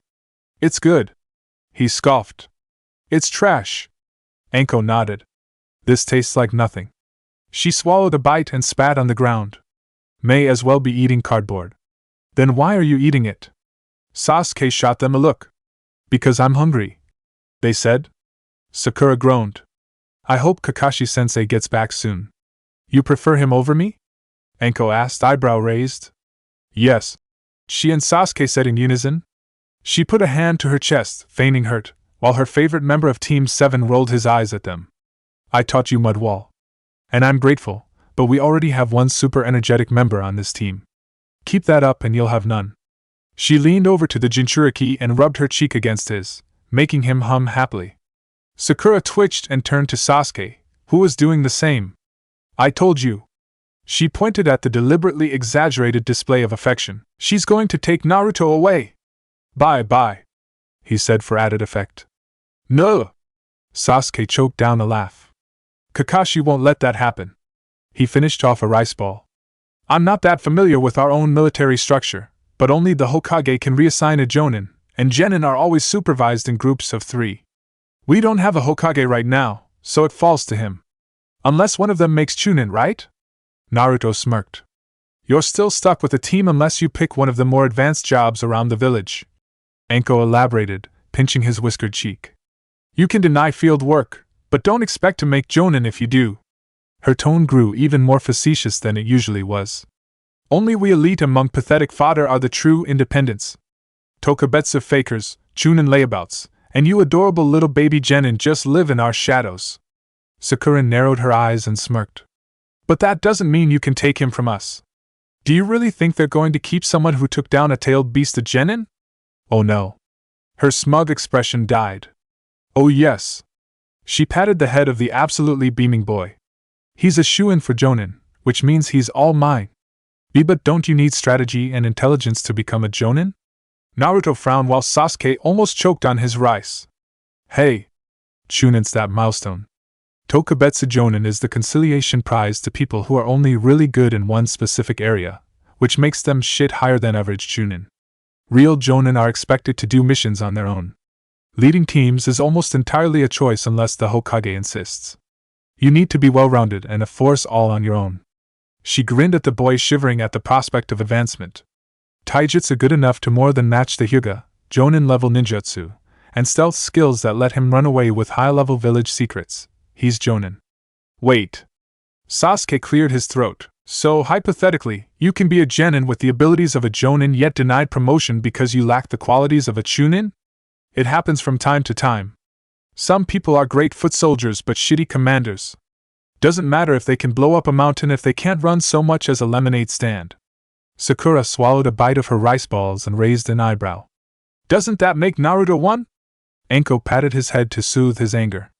Analytics, tactics, and ingenuity. She lifted a finger with her free hand. He saw through the gentle fist and the Inuzuka techniques. She lifted another. He provoked his opponents off balance, and to see their full combat abilities. One last joined the other two. That trick he pulled with the Hyuga's fingers, use of ninjutsu to create an opening, and all the rest technically fall into that category. Where does that leave us? Your match was short. She turned to the Uchiha. And your match got interrupted. We wouldn't normally count preliminary matches, but this exam doesn't leave us with much to work with. Should you even be telling us this? She flinched as her other uncertain teammate shot her a look. The proctor grinned. Probably not, I'll stop. All 3 of us have a good chance of being promoted to Chunin. Shikamaru off tactics alone has the greatest chance, and Shino might have one. Sasuke smirked at her innocent whistling. Sakura jumped from her bench seat. Yes. She sat back down, cheeks growing pink at prying eyes. I'm sick of shoveling dog shit. We all are, Naruto said. Anko laughed. Since you're all sure you're Chunin or above, which was worse? The academy or being Genin? They parted their lips, paused, and stroked their chins. It was a very good question. Both were terrible experiences in some ways and even worse in others. While they almost died, they learned valuable life lessons. It seemed far better of an education than the former, but the latter also included literal chores. Many seasoned ninja faced the same conundrum. Honestly, they were both fucking terrible. Sasuke sighed.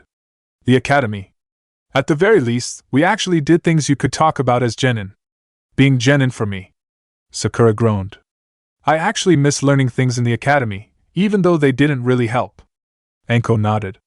I figured as much from the three of you. She rubbed her cheek against Naruto's again. I'll never let them keep you a miserable baby genin. She leered at the twitching girl. Anko-sensei's going to make you into a jonin man. Kakashi-sensei, where are you?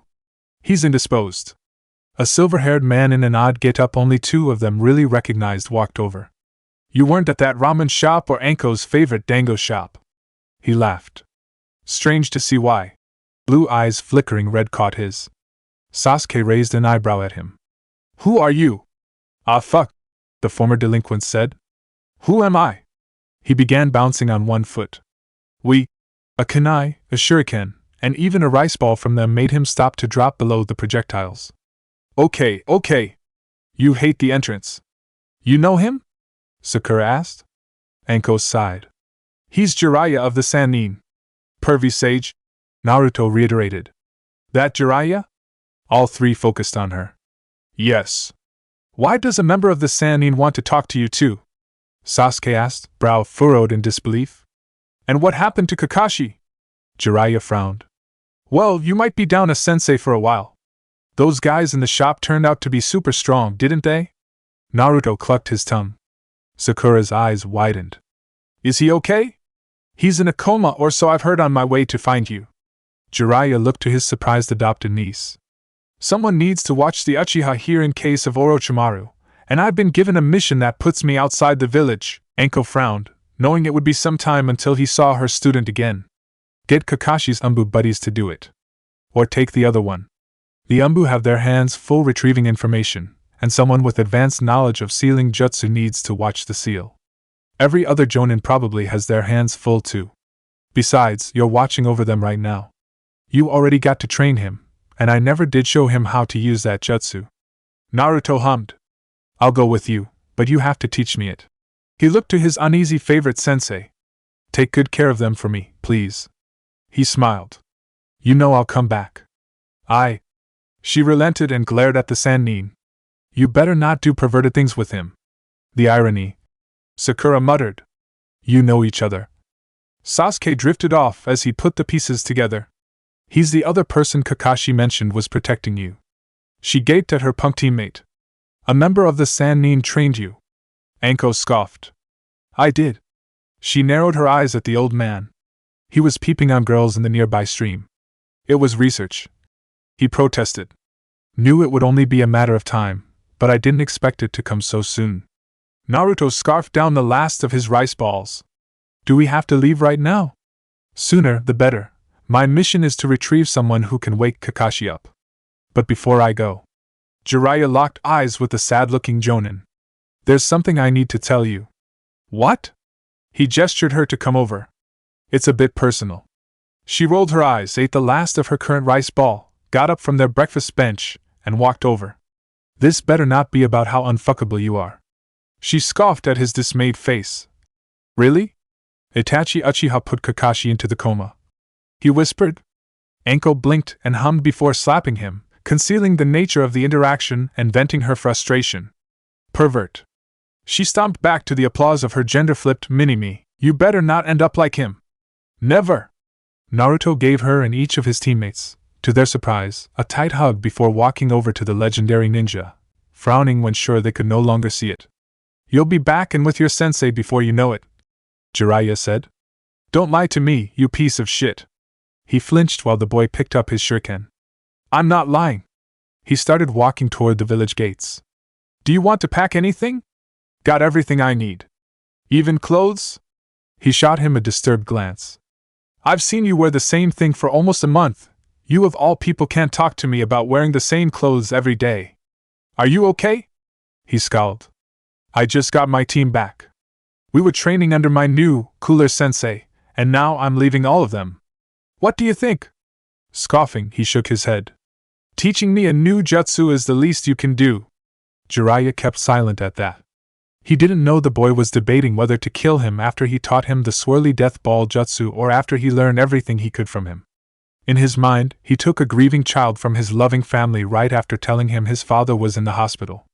The reality was caring about Kakashi made him feel the same unbearable, conflicting feelings caring about Sarutobi did, so he really didn't want to think about it at all.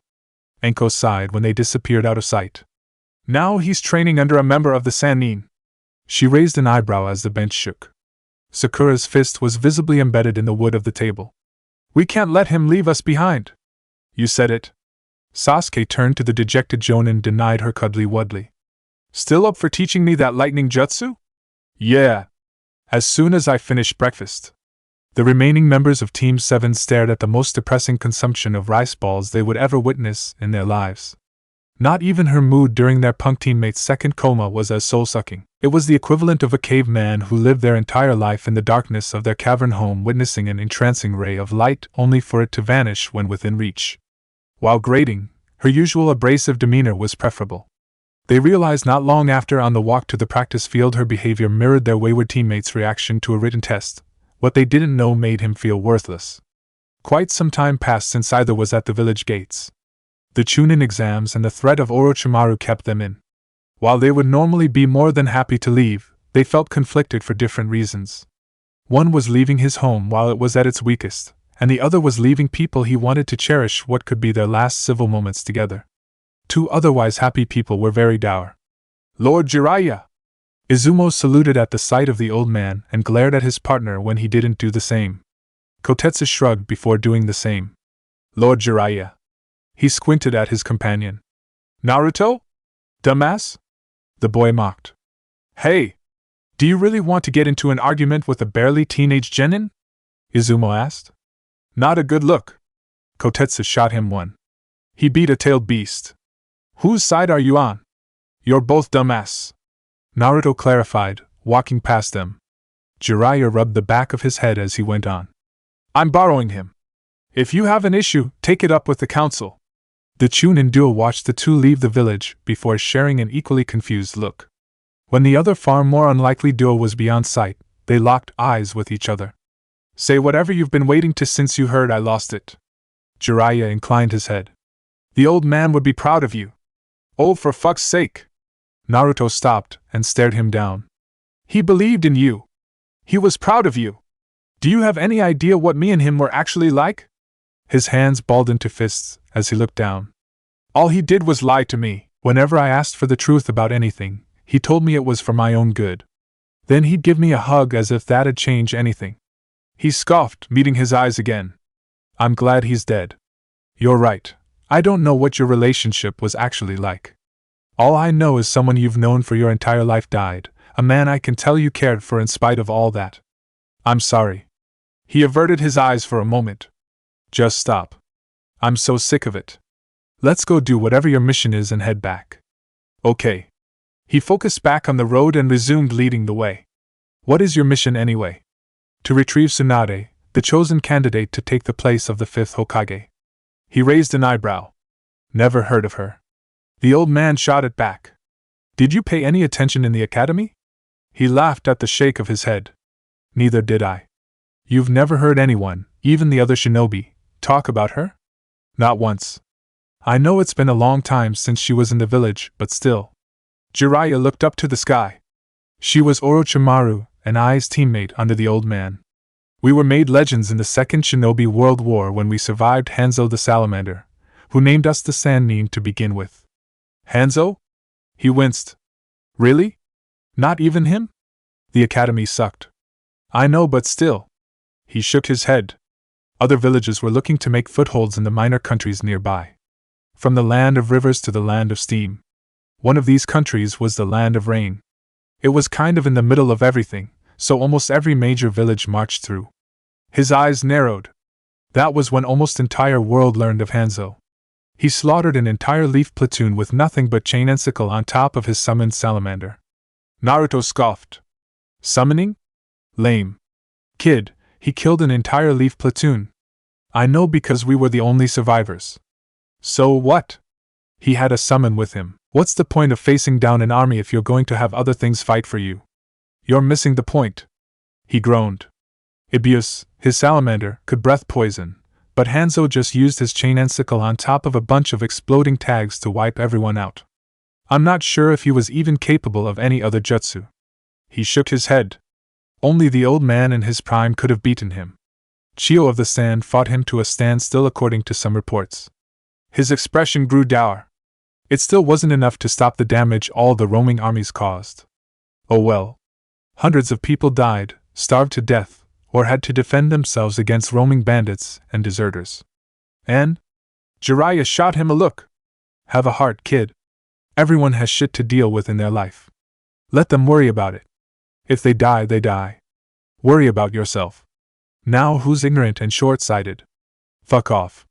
If you save someone, all you're doing is stopping them from learning how to save themselves. You can show someone the path, but they have to walk it. All you're doing is setting them up for disaster by forcing them through saving them. An interesting point of view. Still cold-hearted. Naruto spared him an uncaring glance. Are you going to teach me that jutsu or not? Right now? We've got a place to be. I've got my hands free and plenty of chakra to use. I can learn on the way. Just tell me the signs and the method. Jiraiya raised 3 fingers. Rotation, power, and containment. He wiggled them. It needs no hand science. You focus plain chakra into the palm of your hand, spin it in multiple directions at once, make sure it's dense, and keep it in a sphere. Let me guess, it's a lot harder than it sounds. Oh yeah. It took the 4th 3 years to master it. He smirked. I did it in just a few days. The memory of his students' casual acceptance of that fact made him grimace. The boy held out his hand, focused chakra into it according to parameters given, and raised an eyebrow as it dissipated into the air. This is gonna take a while. He tried it again to no avail. I asked you how good your chakra control was for a reason. I'd have you try it with water and rubber balloons, but you wanted to learn before we got into the next town. The yellow Minato, right? He was your student. Naruto stared into his hand at his latest failure. What was he like? He stared out into nothing. Enko told him she informed on the nature of their relationship. Calm and cool, polite and humble. Didn't do anything without a reason. People like to think everything came easy to him, but he worked really hard. He wasn't from a clan, he was always training, and he loved learning. Sadness crept into his voice. Everyone always talks about his success, but no one ever acknowledges how much he failed. He lost almost all of his students, he couldn't help the only one left, and he died without leaving a successor. You don't think his sacrifice was a success? If I've learned anything in this life, there's little good in thinking you can die with purpose. The reality is you're probably not going to be around to see if that sacrifice actually did anything. It's one thing to fall in battle fighting for what you love. Deliberately throwing your life away solves nothing. That's what he did when he sealed the 9 tails inside me. His eyes narrowed.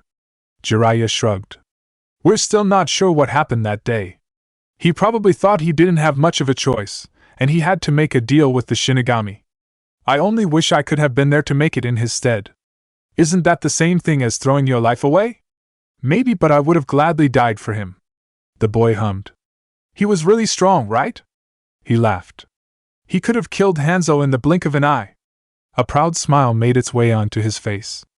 Orochimaru, too, could have matched or even beaten the old man in his prime. Still wasn't enough to save him. His lips thinned into a stoic line. Everyone dies, kid. I know, but he didn't have to. Naruto frowned while his latest attempt fizzled into nothing. To the child, his father's sacrifice was for the sake of the village. It benefited them more than it did him, and they despised him out of sheer ignorance. Almost all of them deserved to die, but he didn't want to face the ones that made him feel warm, which he likely had to down the path he chose. His other choice was continuing to serve those that hated him for the approval of the few dear to him. Both were not ideal, so he went with the one he thought would satisfy him the most. The hatred he felt was not something he could let go. Far above and out of sight, Itachi and Kisame watched the two travel along the road. Their potential opponent in the form of a Sannin was too great of a risk. He was unassuming to inexperienced shinobi, but they knew he was one of the deadliest men to walk the earth. If his companion was capable of controlling the tailed beast inside of him, they had little chance of surviving. You already used that eye of yours, Kisame said. I still have my other. This really isn't like you, Itachi. Concerned? No. He drifted off and shrugged. Well, yeah? We likely won't get another chance like this. It's worth the risk. Every opponent has their weaknesses. He snickered. But all men have one. They knew exactly what to do. Sakura and Sasuke watched Enko shamble to their training area. Passing Leaf Shinobi stared at the odd sight for a short amount of time before moving along. It was extremely out of character for what was their most peculiar kunoichi. Fearful, confused, and worried looks formed on their faces. The genin shrugged when they looked to them. When they arrived, the two felt relieved. All right, the jonin slowly went through the signs for the Thunderbolt Jutsu, something completely unnecessary with one's Sharingan whirling. Tiger, snake, tiger, bird, tiger, and ram. Throwing up her arms, she shot 2 blasts of crackling lightning into the sky. This is one of the few ranged lightning jutsu in existence. She lowered her arms. The Cloud Storm style has more, but it's a Kekai Genkai, so we have to make do. Anything I should know about it? Sasuke asked, raising an impressed eyebrow. You can direct 2 bolts of lightning in your hands, combine them into 1 super bolt, or spread both into weaker bolts to strike multiple people. Last bit's kind of tricky if you're not up with your chakra control. Sakura hummed. Why does normal lightning lack range? Lightning is unstable. Enko looked to the Uchiha's bandages. You've burnt the skin on your hands more than a couple of times, haven't you? She nodded as he did. Kakashi's lightning blade, or Chidori, or whatever you want to call it, is a bit famous for being one of the few stable ones. Most lightning jutsu comes down to transmitting it through you or into things. That lightning punch does both in one to penetrate pretty much anything. The trouble is the noise it makes. It warns your enemy. Sasuke added on. So you have to rush them as fast as possible, which creates tunnel vision only the Sharingan can compensate for. So, what are you going to teach me? Sakura asked. Enko shot her a look. I taught you Mud Wall, didn't I? Didn't Kakashi give you the whole knowing a lot of jutsu doesn't make you a good shinobi talk? She shrugged as memories of saying the same to Naruto came up. Fuck it. You want something offensive or defensive? Duh, she held up a hand. I'll show you one of each. Her hands joined together to form seals. Snake, ram, dog, rat, snake, and tiger. She slid down a sleeve of her coat, and her arm was enveloped in earth formed from her chakra. This is the stone fist jutsu. She walked over to a nearby tree and punched it. The 2 genin stared as the solid trunk breaking in half. While they knew jutsu that could do the same, the simplicity of it was shocking. A simple rock-encased punch let the woman do something on the level of Lee's 8 gates with ease. And It's fine. Sakura's hands flashed through the signs. What do I do? Put your arm to the ground and focus on fusing it to you with your chakra. If you're as good with earth as I am, you can just mold your chakra into earth instead. You can do that? Enko nodded and smirked while the rock fell off her arm. It makes it as expensive as any fire jutsu or water outside of a source if your chakra control is shit, but the results are worth it in the case of the stone fist. Then I'll just do it the normal way. She went through the hand signs, kneeled, sank her arm into the ground, and stood up with an uneven rock fist. Practice makes perfect. Sasuke smirked at his teammate before going through the hand seals of the Thunderbolt Jutsu. I wonder if Kakashi would have shown us these. He glanced at the 2 faltering balls of lightning in his hands. Knowing him, probably not. He'd want you to master what you have before moving on. Sakura punched a tree beside the one their substitute sensei felled, leaving only a small crater in it. Keep trying. Enko laughed while Sasuke shot 2 weak bolts into the sky. Once you get the hang of it, you can punch down trees. Just be careful about the rock you form around your fist, or you'll end up breaking your knuckles. Got it. She let the earth encasing her hand fall off before going through the hand seals again. Look at you forgetting all about Mud Wall. Is it wrong to want to hang on a completely new jutsu?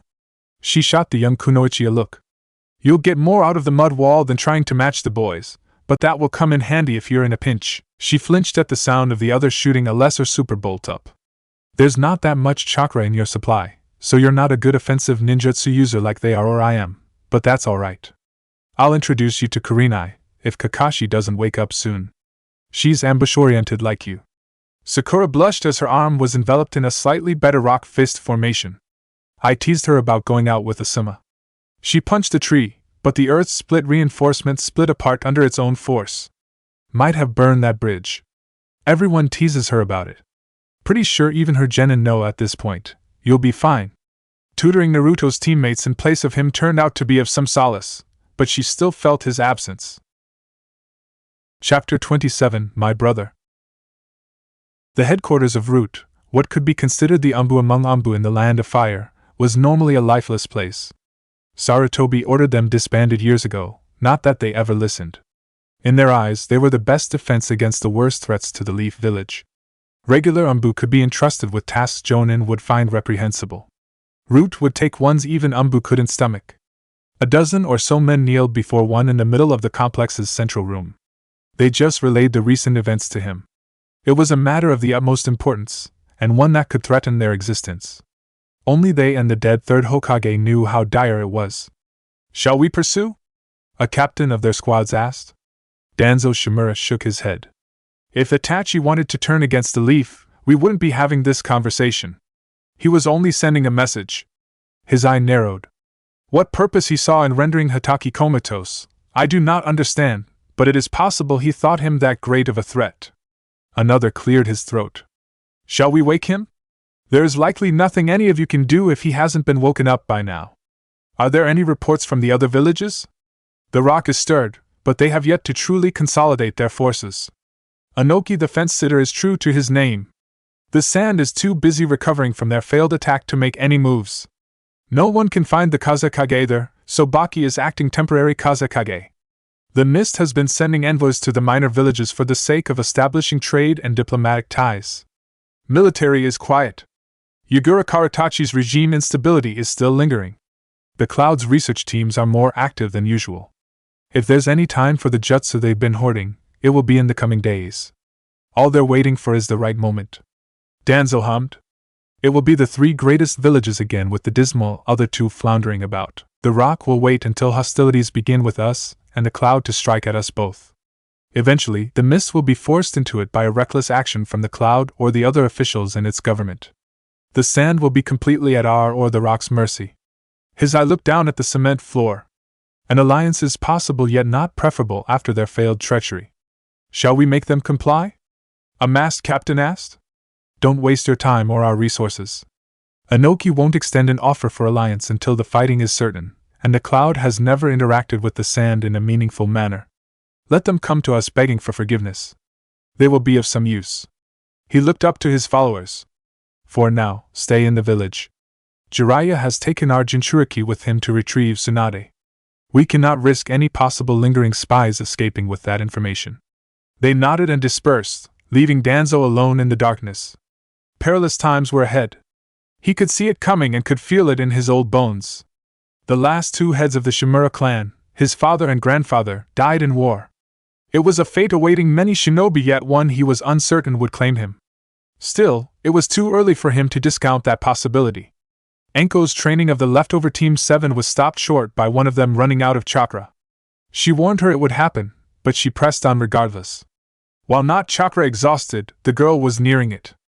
Her partner was low but still up after more than a dozen thunderbolts, which scorched his hands. He wasn't anywhere near Naruto's level of sheer reserves yet still had more than most ninja. It would be impressive if she wasn't used to the other boy and her own built-up reserves. They were stopping by their actual sensei's place to see what his condition was. Who could have been strong enough to put Kakashi-sensei of all people in a coma? Sakura asked. The substitute sensei shrugged. It's a big world, and there are a lot of powerful shinobi in it. Shouldn't that at least make who did it recognizable? Sasuke's eyes narrowed. I find it hard to believe any normal shinobi could come into the village, fight 3 jonin, and manage to put one in a coma before getting away without anyone knowing who they are. Like I said, it's a big world out there, kid. She stopped at the front door to her comrade's small home. It might be a bit ugly so. Drifting off, she shrugged and opened it. The inside of the Hatake residence was just as barren as the Mitarashi residence. A couch was in the living room next to a dusty coffee table. It would have been a picture-perfect replica if the kitchen wasn't more spruced up. To his genin, it was a bit of a surprise. Sakura frowned before following the jonin in. I knew he was lazy, but this is a bit much. Surprised he keeps it this clean when he has you guys to worry about. Having other responsibilities is not a valid excuse for being a slob, Sasuke said, shutting the door behind him. You can talk all that good shit when you're a jonin too, baby Jenin. She stopped at the only other door in the house. Now you can brace yourselves. Her hand twisted the doorknob and opened the entrance to their sensei's room. Guy sat at a physically undamaged Kakashi's bedside, Asuma was leaning against a wall, and Kurenai did the same on the opposite. When they turned to see the newcomers, they froze at the sight of the Uchiha. The details of what happened are what he'd hear sooner or later, but they didn't want it to happen then. His brother was still nearby. Sakura walked over. He's not hurt. He was put under a genjutsu, Kurenai said. What kind of genjutsu can put you in a coma? Sasuke joined his teammate. I know there are types meant to mentally damage an opponent, but this is extreme. Anko hummed. If you're under the interrogation jutsu for too long, the pseudo-seizure can give you brain damage like a real one. I didn't know that. Sakura grimaced at the possibility of her training for it going too far. But I know you can still move during it. Just really hard to do even with resistance training. What happened? We underestimated our enemy, Asuma said, sparing Anko a why did you bring them glance. Sasuke's eyes narrowed. Just who were they? They turned to the door at the sound of running footsteps and saw a ninja with shades wearing a slanted forehead protector. Is Itachi really back? He looked to the mortified, frustrated, and dour faces of the jonin. And he's after Nar Yuto? He blinked as the brother of the rogue ninja darted past him. Anko facepalmed. Aoba.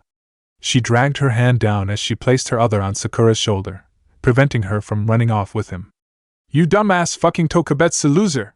Looking to the others, she pushed the girl towards them. I'll get him! She sprinted off after the younger Uchiha. She moved to the door only for Asuma to flicker in her way. It's his brother! Her hands tightened into fists. I can't let him do it alone. He's got Anko at his back, and he's probably not going to outrun her, he said. Kurenai put a hand on her shoulder. You can't save him from himself. I know. Sakura felt her sink. But I want to be there for him. A choked cry left her as the last of the real jonin pulled all three in for a crushing hug. Guy sobbed. I understand all your feelings and share them emphatically. He looked at their distressed faces. While I could drag Kakashi from the darkness, I could never drag the darkness out of Kakashi. All you can do is be there for them, but you can't do anything other than follow if they go further regardless. That's sweet, Asuma managed to say. Kurenai nodded as best she could. Can you let us go now? Please? Sakura wheezed before breathing a sigh of relief. You are really strong. But I wasn't fast enough. He looked down in shame. Asuma took a drag from his cigarette, having a far better understanding then of what he was going through. Lee made his own choices and stood by them. He took several steps back and blew the smoke out into Aoba's nervous face. Tsunade's coming back, so don't be too down. Just be here for them. The Sannin Tsunade? The Tokubetsu jonin, between coughs, and Sakura exclaimed. He nodded before rolling his eyes. She's going to be the 5th Hokage.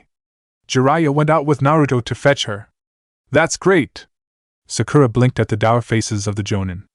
What's wrong? You haven't heard much about Tsunade since you read about her in the academy, have you? Kurenai took a deep breath and sighed when the kunoichi in training nodded.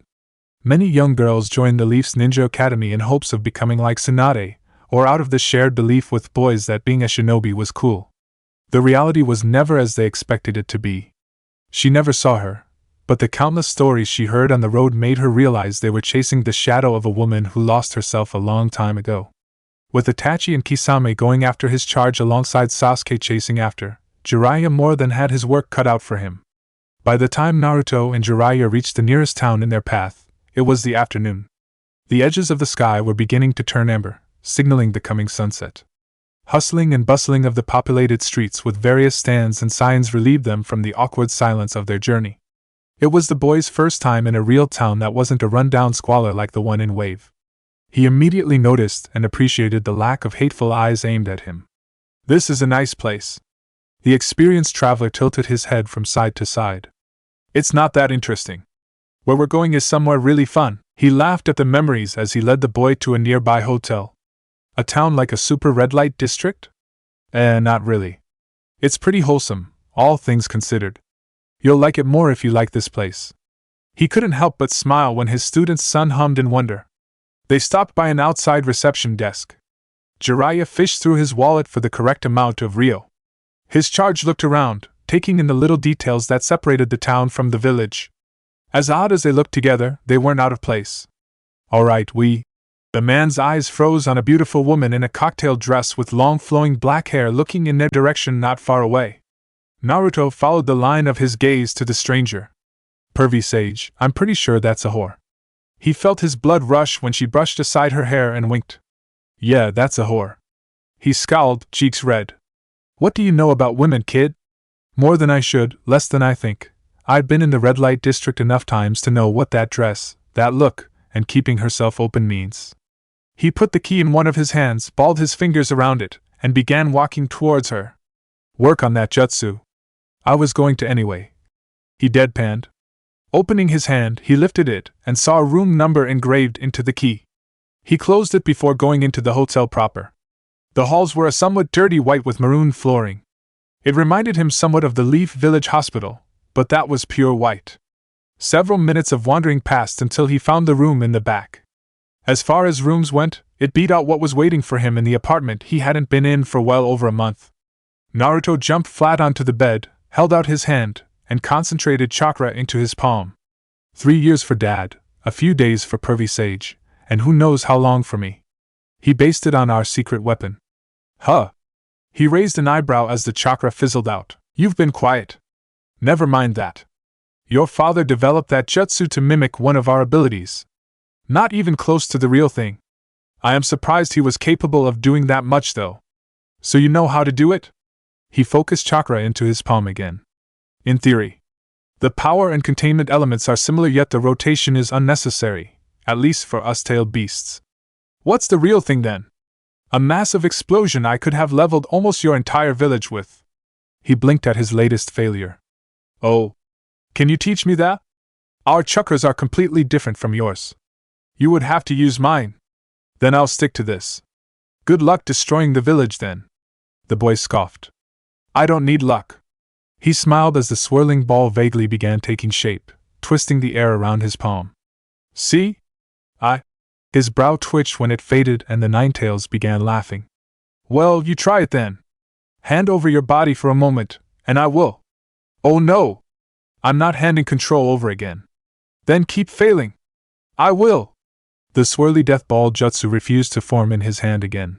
Son of a bitch. He kept trying. Why are you even bothering with his jutsu?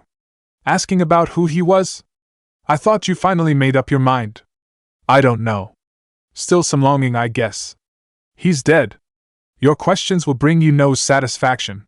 I know. He chose them over me, so nothing will change anyway. You've finally chosen true vengeance. He clucked his tongue as his latest attempt singing the skin on his palm. For me, not for you. Oh, I know. Our interests align, however. I'm not relying on you for help.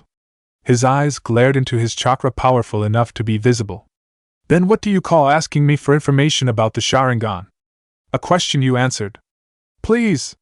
A knock on the door interrupted the boy's argument with the ancient being. It was precisely 2 knocks. Calm, collected, and methodical. Really, it threw him off for a moment. The man he traveled with was more the type to bang on the door or try to open it.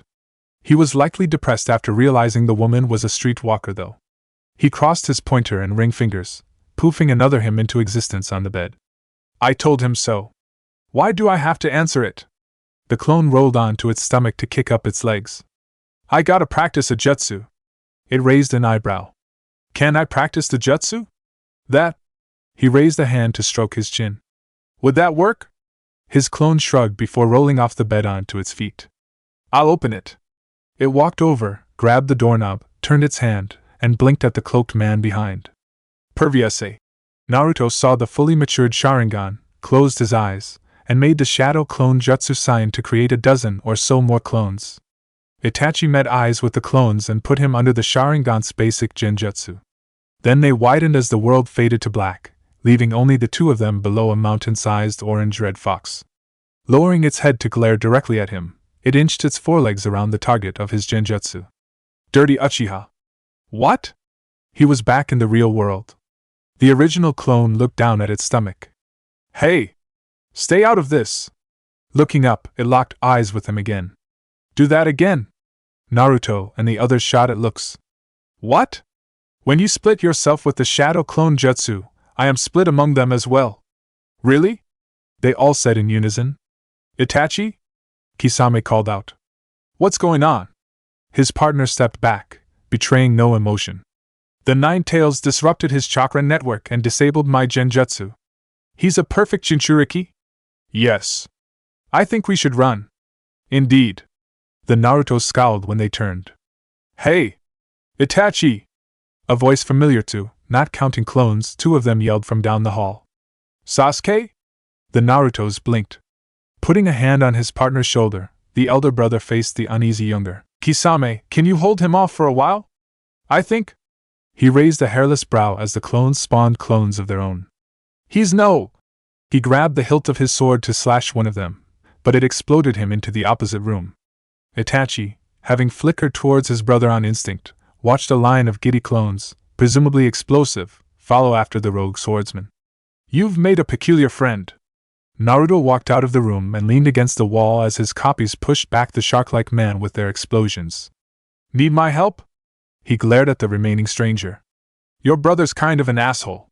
I'm fine. Sasuke's Sharingan remained on the last of his kin. Why did you do it? Aoria, I saw you crying.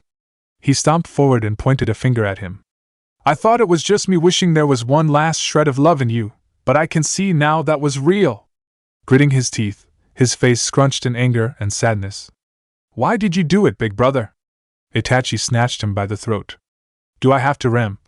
From the corner of his vision, he saw a red-eyed Jinchuriki concentrating swirling chakra in the palm of his hand. The Rasengan. Naruto barely managed to stabilize it before launching himself at the enemy. His red eyes widened as he grabbed his wrist and directed it into the nearby wall, warping it only somewhat. Damn it! Needs far more refining. He nearly smiled at the look of concern he gave to his brother. Before either could retaliate in any way, he flung his target down the hall and followed with the other. Sasuke! He caught his teammate, set him down, and stood up with him. I take right, you take left? No, I still want answers. I get it, but he's not really giving you any. Still have to try. Naruto shook his head and scoffed. And you called me a dumbass. This from the person who punched his own explosive clone? Sasuke scoffed back. It was the one time. You still did it. Itachi laughed. It was sinister, bitter, and warm. So you do remember what I said. He understood why his little brother veered off the track he set for him, and he now understood how to set him back. While unfortunate, it was for the best. Killing him will surely awaken your Mangekyo. Kill me to awaken the Mangi, what now? Naruto smirked. Please. Sa. He turned and froze at the sight of teammates shaking with a horrified look on his face. Sasuke? Their hearts cracked. Kisame Hashigaki was an S-class rogue ninja with chakra reserves on the level of a tailed beast. He also carried shark skin, the most terrifying sword to ever exist. It was sentient, and ate chakra like it was disappearing from existence. An entire army would fall at his hands if he really went all out. That's what made his current predicament as humiliating as it was horrifying. Thought. Itachi was the only O. He put his sword between him and the next explosive clone, still being sent back by sheer force alone through another wall. It couldn't absorb ambient chakra, which was what a shadow clone turned into when transferring back to its owner also. It wasn't fast enough to absorb pure chakra explosions. The initial direct blast seared more than half of his body. Sorry about this. The collection of odd scales quivered, emitting a sound his explosion-rocked ears couldn't hear. Holding it off to the side, he regretted his course of action when another clone jumped after him. For. He put shark skin in its way in time to safely be blasted into another seemingly populated room. Aren't you concerned about bystanders? No! The head clone yelled, oblivious to his lack of hearing. One clone cleared its throat, took a deep breath, and put its hands over its mouth. Attention all civilians! Please avoid the blonde kids with blue eyes. We are explosive. We are deadly. But most of all, we are fucking awesome. It kept repeating its words. Damn right, an explosive clone with less chakra than usual charged after the rogue mist ninja. He was sent back one final time into the streets of the town. Deidara would love you. He stood up and implanted his sentient blade into the ground. There were other, frozen people in the blast radius. But this is the end of the line. The head shadow clone pointed to its warning kin. Listen to him, you worthless idiots! I'd say it was fun. He began going through hand seals. Lightning coursed through his body, frying a good deal of what was left. Was that shark bitch bothering you? Anko flickered to the boy and would have hugged one if they didn't push out their arms. I might explode! Clone head Naruto, on the other hand, jumped joyfully into her arms. Anko-sensei! It blinked. The main man is still inside with Sasuke's brother, who's kind of an asshole. She glanced at the current threat, and widened her eyes at the strange sword impaling his limp body with its scales. What the fuck? Ooh. Ooh. The rest of the explosive clones rushed over while everyone cleared out to finish off their enemy, leaving only a smoking bloody crater behind. Well, fuck me! Anko giggled as the clone wiggled his eyebrows. You actually killed him! Beneath the earth, a one-armed and legless Kisame regrew his body with the help of his blade. Mid-range is suicide. Close range and long range are preferable. Too late for close range, and that woman had me at long. Thanks for telling me she was coming. It shivered, emitting a strange yet comforting coo. Really, I'm sorry. When we get our next assignment, I'll be sure to feed you all the chakra you want. He laughed. These leaf ninja are tricky. I can see where Itachi gets it from. He hummed before looking at his direction. I'm sure he'll be fine. We'll regroup after he's ditched them.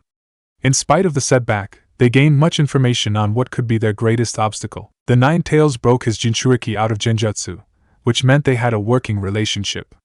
He didn't like being reliant on its chakra, so he was likely weakest when relaxed. His natural reserves were on the level of a tailed beast, just like his, and he liked spamming high chakra costing jutsu. Granted, the explosive shadow clone jutsu was extremely effective, as his injuries could attest. He was one of the best candidates for the job, but it seemed like his partner's expertise was inefficient. What was supposed to be an answer to a long-awaited question between brothers was a revelation to a somewhat related third party. In truth, the thought never crossed the younger brother's conscious mind. He shut out everyone with the sole goal of murdering his brother for what he did to their family. Then a boy much like him asked a valid question he did not want to consider. His anger and hatred was the same, but the buried joy and love he had made him reach out when he saw him for what he truly was, a sad child. It bonded them. Sasuke, what is he talking about? The Mangekyo Sharingan. Itachi's eyes bore into his shaking brothers. A stage beyond the fully matured three Tomo. I achieved it when I killed my best friend, and I told Sasuke to do the same, if he ever wanted to kill me. Naruto glanced from one Uchiha to the other, knowing full well what the fourth stage of the Sharingan was. He's lying, right? He scoffed, trying to keep his unruly composure. Drifting off, he couldn't stop denying the truth in his teammate's unsteady form. It's true, but Sasuke stared at the one person in the entire world that broke through to him run off through the holes in the building his clones made. Your Mangekyo's escaping, Itachi said. He grit his teeth. His hands flashed through the hand seals before concentrating lightning chakra into his palms. The elder brother flickered over, grabbed his wrists, and directed what could have been two concentrated blasts of lightning at him into the ceiling. Too slow, too weak, and too naive, you still lack the hatred to kill me. Approaching footsteps from behind drew his eyes, saving the younger from a traumatizing genjutsu. Anko Midarashi. He let go of his brother's wrists, and moved behind him before she could draw a kunai. I don't know what you did to the main man, the Naruto clone at her side said, glaring at him with red eyes. But I'm going to kill you, if you don't let go of Sasuke. Even if I do, you're going to try. Smartass! The former delinquents yelled. To everyone present's disgust, the interior of the hotel hallways became writhing flesh. Jiraiya stepped into the center hall from one of the other ones with the woman from earlier over his shoulder. There's nowhere for you to run, Itachi. He glared at the man. I don't need genjutsu to woo a woman. What the fuck is this? Anko felt her stomach twist at the uneasy ground beneath her feet. Now is not the time. Clone Naruto kept its gaze on the rogue ninja. Pervy Sage is right for once, Anko-sensei. It drew a shuriken and stomped toward him. Sasuke's more of a brother to me than you ever were to him. Itachi smiled, looked down the hall, and activated his other Mangekyo, burning through the flesh wall with black fire. Letting go of the other Uchiha, he flickered over and jumped through the opening before flickering away again. Jiraiya raised an eyebrow at the strange fire, set down the woman, grabbed a scroll from his belt, took out a brush, and began inscribing while the punks approached. What happened to the other one? They travel in two. Blew him the fuck up. Clone Naruto answered. It looked to the real one's frozen partner and hugged him. What the hell are you doing here? It blinked at his lack of response before separating. Did something happen with the main man? What is that? Anko asked, squinting at the black flames. I'm wondering the same thing. Jiraiya went through several hand signs. Slamming his palm down, he finished, sending the black flames into the scroll. And there. He, to everyone's relief, dispelled his odd summoning jutsu, returning the surroundings back to normal. Clone Naruto hummed. So that's what sealing jutsu looks like. It glanced back at the Uchiha. You're alright. That's all that matters. Smiling, its eyes went back to blue. I know things will work out between us, we always fight. It set a comforting hand on his shoulder. You said you'll care for me, no matter what. It drifted off, blushing. So I'll care for you guys, no matter what happens. With the shadow clone seal, it dispelled itself. Sasuke slammed his fist into the nearest wall with a grunt. Growling, his other joined it.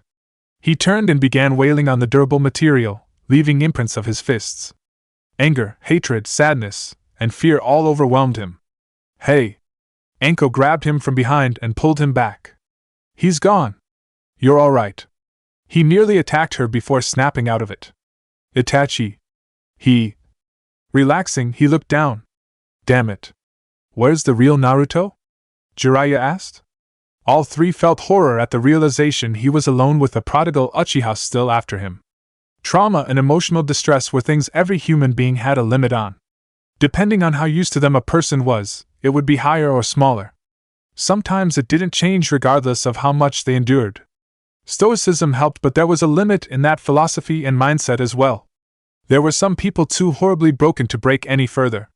Naruto didn't stop running, jumping, or pivoting until he was surrounded by greenery. Taking a deep breath, he lifted his head and yelled. No tears left his red eyes. Sadness he was more than tired of at that point. Even the memories of his last clone didn't help. I told you in that backwater, he was an Uchiha. You lied to me again. What I did was withhold the truth. He stomped his foot. There's no fucking difference. Even if I did know that was how the pinwheel was acquired, does it change anything? No. He relaxed somewhat. Not at all. Scoffing, he shook his head. I thought he loved you. I don't know what love is. He fell down into the grass and looked up at the blue sky turning amber. I thought we understood each other. Pain can be the same, but the circumstances behind it are not. He closed his eyes. I wanted someone in my life who wouldn't lie to me, and I thought it was him. I didn't feel alone with him around. Until Enko-sensei, he was the only one I felt like I could really tell anything. Being close to him wasn't unbearable. His eyes opened back to blue. Now, that's gone. It was the first time he ever felt a bond quite like it. Warm, fulfilling, and invigorating. They pushed each other to their limits and beyond. He wondered if it was like having a brother, and a piece of his subconscious outright said as such to Sasuke's real one. Never again would those thoughts cross his mind. Chapter 28. I get it, I'm the only rainbow walker. To say the three left behind in the hotel were worried would be an understatement. While the punk ninja did blow up a rogue S-rank enemy, it was likely more than half of his chakra was depleted in the act. Itachi, on the other hand, seemed to still be in a fighting condition. The wisest thing for their enemy to do would be retreat in the face of two Kage-level opponents, but the opportunity to secure their prize was still a possibility. How the hell did you even find out they went to this town? Enko asked the Uchiha boy. Sasuke walked over to the path Naruto blew into being and scanned the footsteps with his Sharingan. They left prints in the dirt road. He waved for them to follow his lead, accurately making out the path he took. I forgot how scary the Sharingan can be, Jiraiya said as he obeyed. His eyes narrowed. Lot of secrets in that dojutsu. No further words were exchanged. They jumped over a crowd of gathering, curious civilians onto the wall of the opposing building and ran up it. His trail was long yet predictable thanks to its messiness. More than halfway through it, and on a dirt trail, the boy they were looking for approached. Naruto! Sasuke ran towards him but stopped at the sight of him stiffening. Shut up. His eyes narrowed at his closest friend. Anko skidded to a halt between them. What happened? She raised an eyebrow when he glommed her. Nothing. Smiling, he kept his eyes on the target of his ire. Just reminding you how much better I am. His gaze shifted to her breasts. Remember how good my hands felt? She looked down at his suggestive face to the distraught face of his teammate. Did you say we were fucking or? Hold on, what about your hands? Jiraiya asked, arms crossed and tilting his head. His eyes squinted as she blushed. And nothing. Naruto chuckled before nuzzling her navel. Come on, Anko-sensei. Don't be so modest. I mean. He locked eyes with the Uchiha again. We do sleep in the same bed together. Seriously, what the hell happened? She set him a step back by his shoulders. He smirked.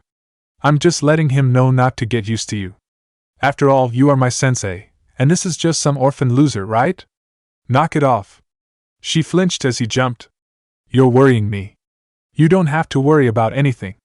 He smiled at her and laughed. My head is clearer than it's ever been. His lips thinned into a line. I just don't want you to leave. She looked to the Sannin. Well, I am already here. No. Jiraiya frowned. You know Orochimaru as well as I do. He'll make a move to get them both if they're near each other. I know. She focused back on her favorite genin. I'm sorry, but we'll have to split ways for now. Shifting her gaze to the Uchiha, she nudged her head back in the direction of the leaf. Let's go back before it gets dark. She turned and started walking. Sasuke locked eyes with his teammate one more time before going with her. Right. Do you know where what's-her-face is? Naruto asked, watching them flicker away. Not right now. Jiraiya raised an eyebrow at his angered glance. But I have a pretty good idea on where she's headed. And that is? The Tanzaku quarters. They have a gambling scene and there's a festival either happening or already going on. Then let's get going. He frowned when the middle-aged man pointed at the sky. So what? He lowered his hand. Not everyone has stamina and chakra reserves for days. I need some rest.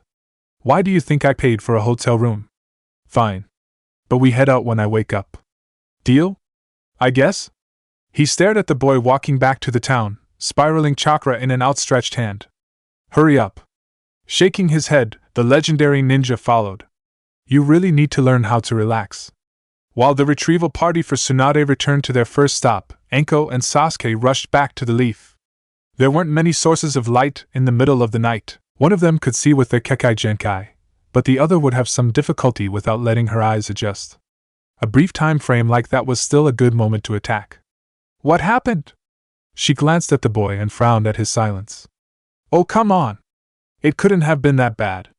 She grimaced at him, wincing. Seriously, what could you have possibly said to make him go from saying he'd care about you forever to looking like he wanted to kill you? It's just something stupid my brother said. Why would he believe something his enemy probably lied to him about? He sighed. I was shaken up when he said it, and he took it as proof. He half lied.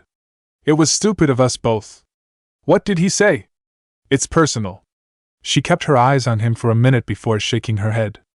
Okay, if this blows up in your face, don't come crying to me about it. No one can help you, if you don't tell anyone what your problem actually is. It was almost a certainty no one could help them even if they knew what occurred. The trust that built up between them was destroyed in a second.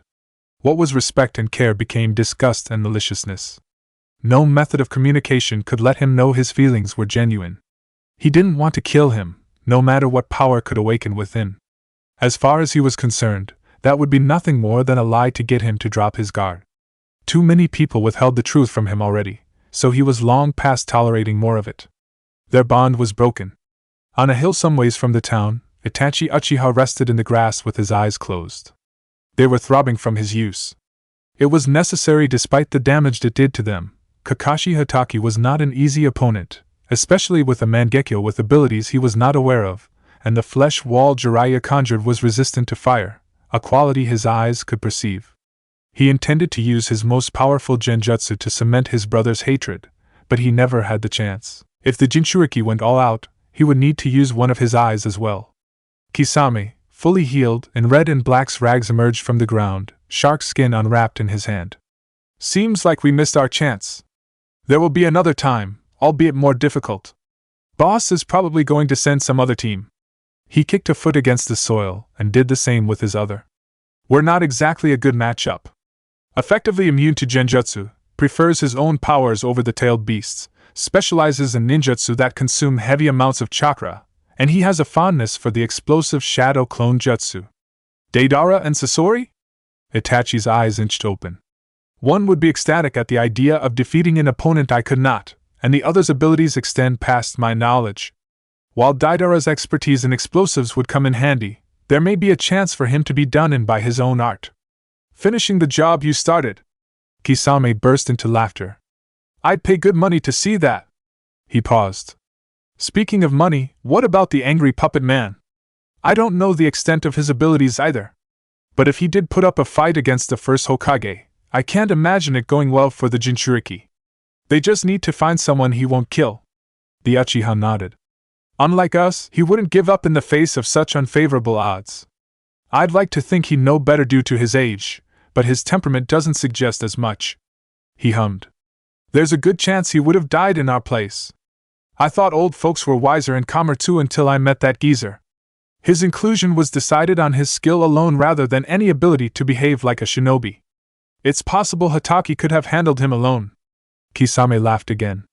Was he really that good? I once was on the same Anbu squad as him. He's no doubt the most powerful jonin in the Leaf by now. Oh, that poor vegetable. He sat down beside his partner. I understand why you use that eye of yours now, if that's the case. All things considered, it could have gone far worse for them. The Akatsuki's goals were not short-term enough for their failure to have much effect. To Itachi, there was much to be desired. He could not regain his eyesight, and he had no desire to.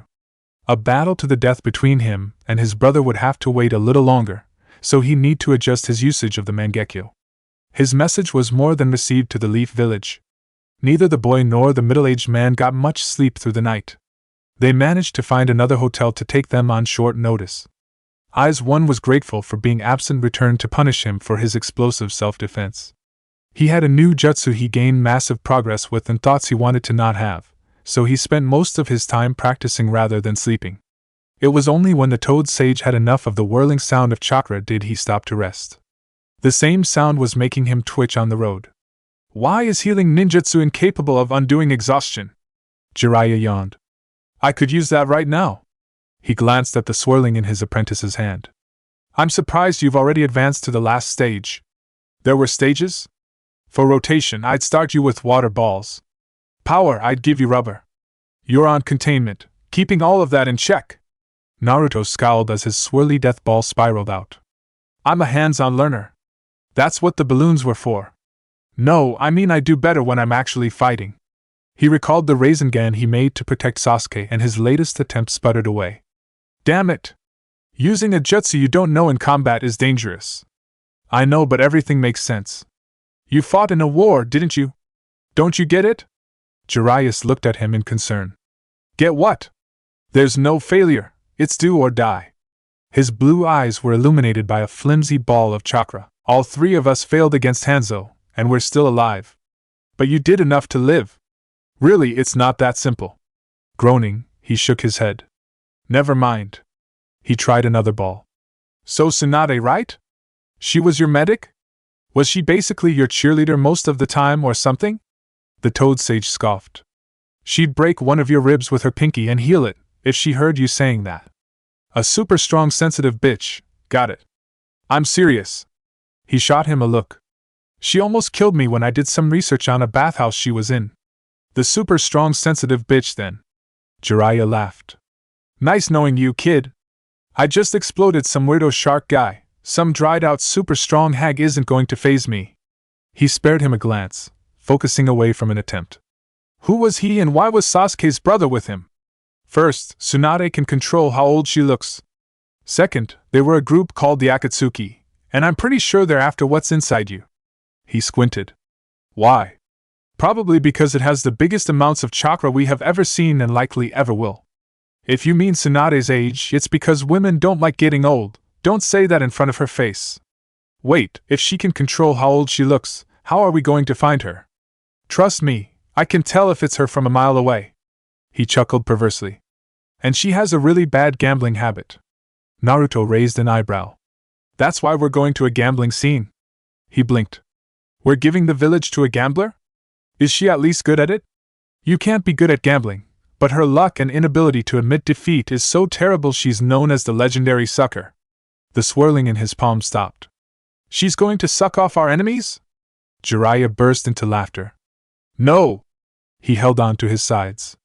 Oh, hell no! I haven't heard anyone with the guts to make that joke since Anko. Lifting his head into the air, he kept laughing. Looks like someone else might beat me to the punch. The boy muttered. What? Nothing. He channeled chakra into his palm again. The Leafs just fucked. It didn't take much longer for them to reach the next town over, one very close to where their target was likely headed. Chances were she already passed through there. While they could wait at Tanzaku, they could meet her nearby and sooner rather than later for the better. The Leaf Village needed leadership at that very moment, after all. Jiraiya hummed. All right, I'm going to ask around the local gambling dens for any sign of Tsunade. He glanced at his charge, specifically the swirling ball he was creating to the amazement of all passerby. You should relax, get a feel for the place. Don't you have money? I'm not giving you any, and I don't see any ramen stands around here. Naruto's eyes scanned the ogling crowd and smiled at their interested faces. You ate ramen for breakfast. And I want it for lunch and dinner. He blushed at a woman's coo. Do you know where I can find the nearest ramen stand? He ran off in the direction she pointed at. See you, pervy sage. Shaking his head, he went his own way. Minato. A sad smile formed from his lips. Deep down, he's a lot like Kushina. He hummed. Didn't you say something about her being angry until she fell in love with you? They spent the day almost entirely apart. Occasionally, they ran into each other doing one odd thing or another, showing off his failing Rasengan to curious women for Naruto, and showing off money to attract streetwalkers for Jiraiya. It was invigorating to the two tired men. The Toad Sage tried copying what was working for the boy but lacked the novelty of youth he had. His mastery of the jutsu played out of his favor too, incapable of showing the same improvements and growing differences. Both stopped scrambling when it was dusk. Nothing? Naruto asked, creating dissipating swirly ball attempts in one hand and a squid skewer in the other. Jiraiya shot his leathery palm a look. Seriously, kid, you're going to hurt yourself. Let me worry about that. He took a bite into the chewy, fried flesh. Knees motng, don't talk while you're eating. Swallowing, he rolled his eyes. Now you sound like the old man. I'm not that old. He frowned. It's just basic etiquette and how you avoid choking to death. Did you find Tsunade or not? Not yet. It's going to take me some time to see if she really isn't here. Let's rent a room and rest. Jiraiya began walking in the direction of the nearest hotel he saw earlier that day. The boy followed and smiled at the odd looks he was still attracting. His swirly failure looked beautiful in the dark, like fading blue embers. I like this place. I noticed. Are other places in the Land of Fire normally like this? The other towns seem to be busy. It's always busy, it's where tourists stop before going to the Leaf Village. He looked out at the stands. There's a festival going on in Tanzaku, and this place isn't that far, so it's having a festival too. Helps line the locals' pockets. He ate the rest of his fried squid and tossed aside the leftover wood stick. Guess it's normally a lot boring. One of the more lively places in this country, actually. It would still be better than the village if it wasn't. Jiraiya spared him a glance. You weren't too quick to leave when we're there. I know it was because of your people, but still, you shouldn't be so quick to write off your home. He focused ahead and yawned. Seeing the world is fun, exciting, and unforgettable. His eyes softened. But I still dream of it. No more words were exchanged. One didn't want to let his festering resentment show too much of itself, and the other didn't want to prod him. They rented 2 separate rooms to not repeat the mistake of the other day. Jiraiya tried to see where he hid his money, but the amount he needed was already in his pocket. At the very least, he got to sleep soundly while the boy ran himself ragged again. The swirling blue of Naruto's chakra illuminated the room. Come on, Ko! It faded, leaving him in darkness. Shouldn't I be used to this by now? Rest. Forsake your father's imitation of our greatness. I never give up. No matter what. He concentrated his chakra again. That fool may know other jutsu you can perform. Nothing like this. I can tell how much control it actually takes. Tree walking was hard, water walking was a bit weird, but I know exactly what I did wrong now. The ball began to form. I needed to get the ratio, like Enko-sensei said about the vacuum shuriken. Water walking had the ratio change almost every moment. The Gale Palm Jutsu needed me to concentrate it. It began sputtering out. This is all of that but way more. He drifted off as it faded. The rotation's off. If you used my chakra, you would have no issues. He yawned and fell down on his customary futon. I don't want to. His eyes closed. No. Shortcuts. Sleep took hold of him. The day after was very much the same. He was beginning to be recognized as the kid with the swirly thing. Many already knew he was a ninja by the forehead protector alone, though younger children thought he was magical. It didn't seem like they had shinobi around enough to see what they were for themselves. He realized not long after that was by design. Other settlements in the Land of Fire having shinobi of their own would threaten the Leaf's supremacy. Both saw each other outside the hotel when it was dark. Did you get any sleep last night? Jiraiya asked, tilting his head at his eye bags. Training. The boy was too focused on creating the bright Rasengan to look at him. It's pretty. Seriously, you need to rest. I'll rest when I'm dead, finished, or you find Tsunade, which you obviously haven't. He drifted off before walking back up to his room. Instead of training any more, he dropped unconscious onto his bed. On the third day, the people around could recognize him by attire alone rather than swirly ball. He bought snacks from newsstands, ran around, showed off for attention, and was constantly training his use in his father's jutsu. Newcomers to the festival would remark when seeing him, having heard about him from one person or another. Dad. A child pointed a finger at him and cried. It's the magic boy. The grown man looked with a smile. He's a ninja, remember? He lowered a double-sided and sticked popsicle between them. Where are your mom and dad? He tilted his head as he froze. They're probably ninja too and have responsibilities. Taking hold of his boy's hand, he knelt down, moved it to one of the sticks, and closed it. Like how I go to work. The popsicle split between them. One of these days, you're going to have responsibilities of your own. He laughed as he pat his confused head. Times like this will seem like a strange dream. We probably won't see each other much, but know that, no matter what, your mom and I will always love you. He stood up and turned. Speaking of your mother, she's making lunch at home by now. Let's go. Naruto stared as the two faded in the distance. He'd seen it time and time again in the Leaf Village, what an actual family looked like. The man with the Sharingan took it from him. Everyone else lied about the truth in an effort to stop him from hating the villagers as much as he should have. Minato, Hiruzen, Jiraiya, and Kakashi prioritized their responsibility to them before his well-being. That hurt him. It's pointless to envy such things. I can't help how I feel, he whispered, walking away. Then you will only suffer. He hummed. Thought I'd be used to it at this point. Pain can be tolerated, not accepted, I get it. He held out his hand and resumed swirling his chakra. Nothing I can do but keep going. The skin peeled, oozing blood. The rest of the day went by without more complications. Looks of amazement became concern when his blood began mixing into the swirly death ball. Parents hid their children's eyes from an ever-growing gruesome yet beautiful sight. One would see the muscle underneath the blood pooling in his palm.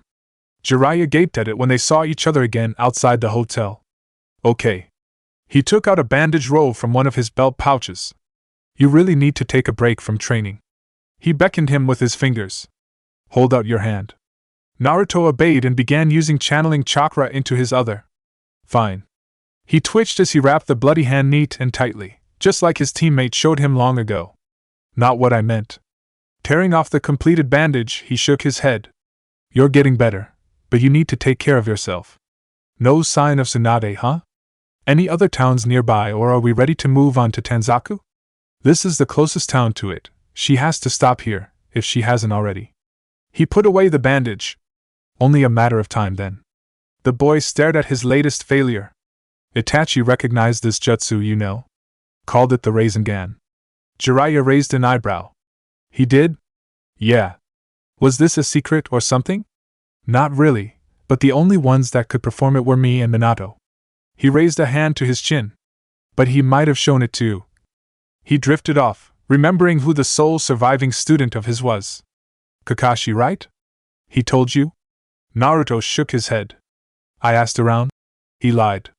The other Jonin knew, but he never liked hearing talk about the fourth, so they never brought it up. He knew enough about his least favorite sensei to know that was likely the case. He's lost a lot of people throughout the course of his life. It might seem like he doesn't care, but he's not the type to outright say it. There are times I wonder if he's bottling down his emotions or really isn't sure what to feel anymore. I've seen what grief beyond what you can bear could do to a person, and it's not good. So he knew Itachi? He nodded. They were on the same Anbu squad years ago. Kakashi's a fast learner, so he could have used it in a fight. Oh, okay. The boy paid for another night alongside his guardian and began walking up the stairs to his room ahead of him. Are you sure you want to be alone? He spared the man glance. What's the point of being around someone who makes me feel alone? He left him there to process his words. The inky blackness of his rented room enveloped him as he entered. Chakra from his imperfect Razengans let him see, and his eyes were drawn to his bandages, recalling the first person that ever dressed him with them. You and that girl. Oh, shut up. Blood rushed to his face. You know I like Enko-sensei. That woman dotes on you like her mewling babe rather than a lover. He scoffed. What the hell would you know about sex? I don't see any other huge nine-tailed foxes running around. I know because of your parents. Please don't. I really don't want you to tell me what you saw. So long as you never bring up the old sage, I will forego informing you of your vermin progenitor's breeding habits. Deal. He sighed in relief. And Enko-sensei let me rub her tits. He held out both his arms and kneaded the air, Rasengan forming in his uninjured left. She was definitely whole. Blinking, he pulled his swirly death ball back. Hold on. He began pawing at the orb of chakra with his injured hand. Holy shit. A near-perfect Rasengan stood in the center of his left palm. I did it. Happiness washed over him for a moment before it died with a frown. But I didn't actually do it. Move on already. There are surely more effective jutsu than that one, don't make me say it again. He dispelled the Rasengan and tried another without forming it with his palm. No shortcuts. If I can get this right, I'm pretty sure it will be way easier to do other jutsu. The attempts continued until he fell asleep again. On the fourth day, people returned to admiring his swirly ball again. He improved so much and garnered enough attention people were handing Ryo to him, not that he needed it. Wave's bridge building fiasco left him with more than enough to last a long time. A portion of that was in a secondary pouch on his belt. Only his team and Anko were aware of its purpose. He was pocketing money in it when he ran into the Toad Sage with a double-stick popsicle in his hand. You didn't steal that, right? I might have a future as a street performer. Naruto raised an eyebrow at his treat. Aren't you a little too old for those? He squinted. I got it for you. I was too busy telling you to stop to tell you what a good job you've been doing. He held out the other side of the popsicle. Here. Blinking, the boy inched towards the offering and took hold of the free stick. Were you spying on me? Did something happen? No. He broke off the other side. Nothing happened. He began slurping. What do you say we get out of here for a bit? Get some fresh forest air? He broke off the top off the ice and pressed it apart with his lips before swallowing. Did you find Tsunade? Not yet, just want some fresh air away from all of this. Jiraiya turned in the direction of the town exit and began walking. You coming? Shrugging, the boy followed along. Sure. They walked into the outskirts of the lively place.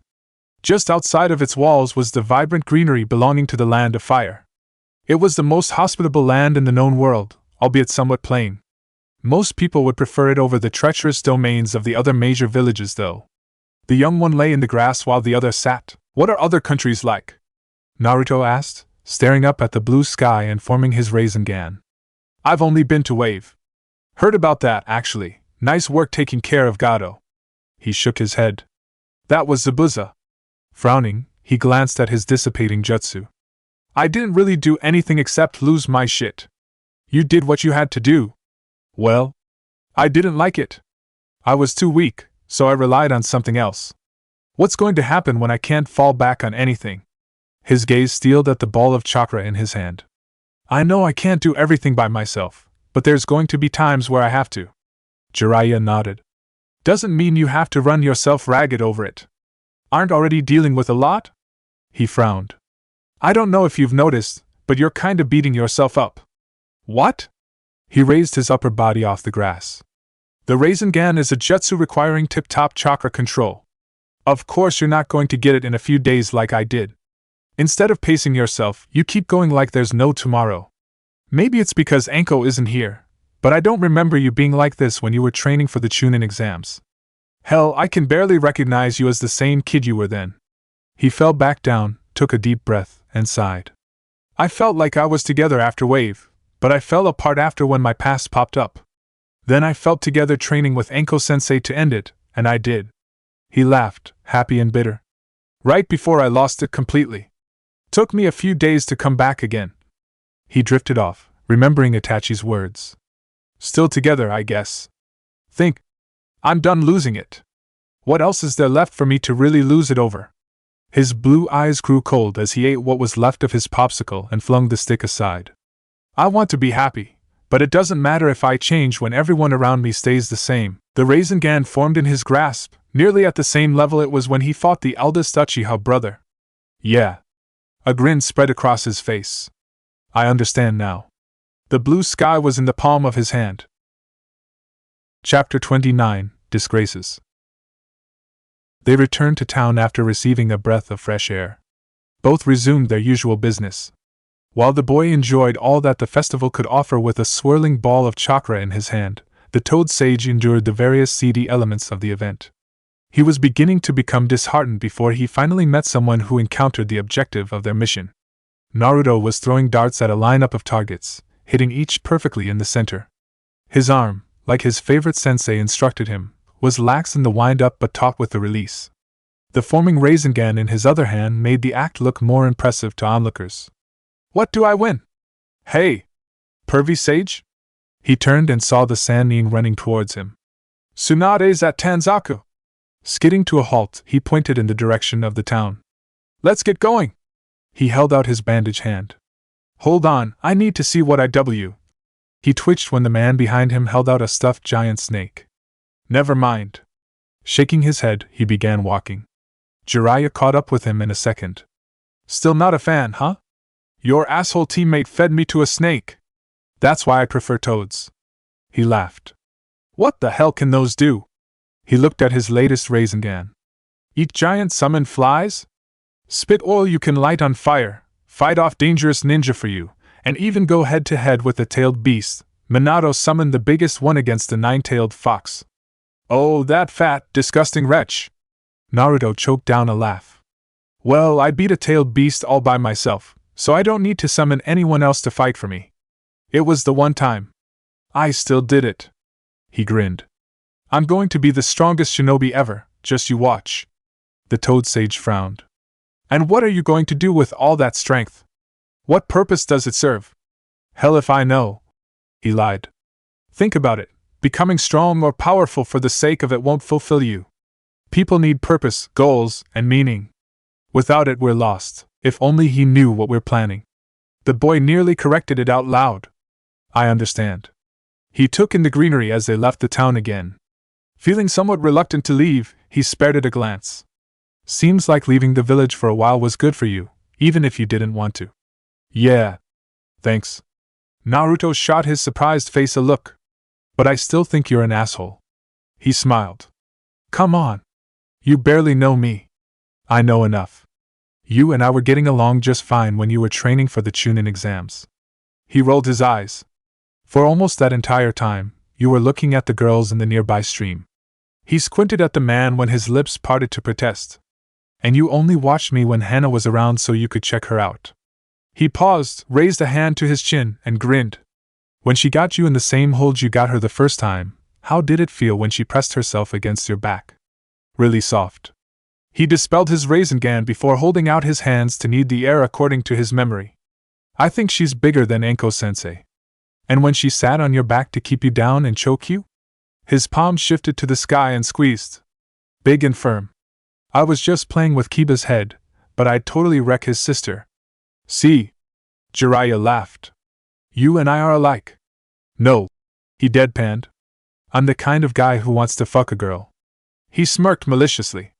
You're the kind of guy who beats off in the closet watching. You. Please. You're exactly that kind of guy, super pervert. Did you even take that whore to another hotel, or did you do the stupid thing and try to date her? He snickered as he looked away. Simp. What's a simp? The exchange between young and old, vulgar as it was, continued. Both felt a growing warmth in their chests.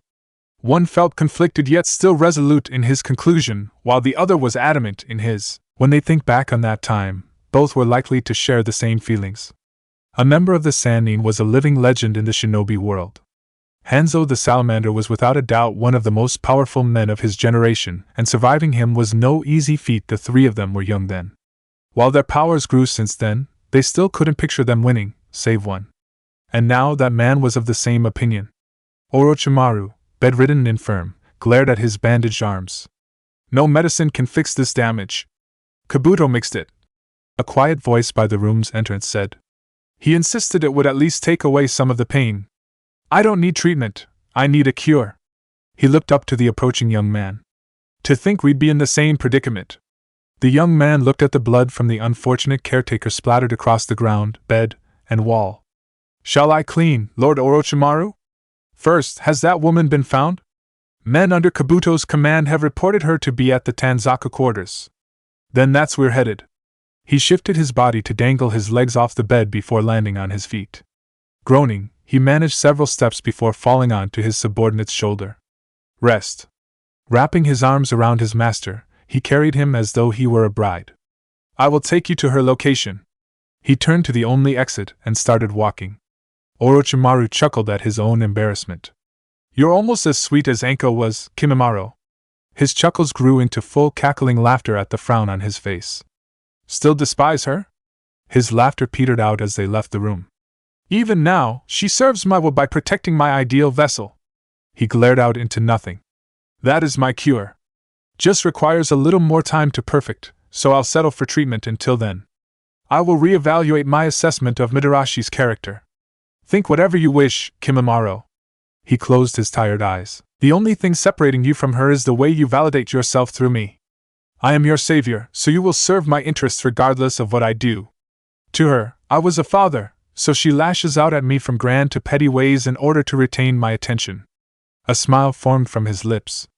She's just a little girl longing for someone to love her, a perfect tool in the right hands, an eager companion, and potentially a loving wife, if a man were to reach past her facade. With the old man dead, I could win back her loyalty with a simple pat on the head. He murmured. Unless that child found a way into her heart. She may be poisoning the vessel against you, Lord Orochimaru. No matter how much he hates me, he will hate the Leaf Village more after he learns the truth.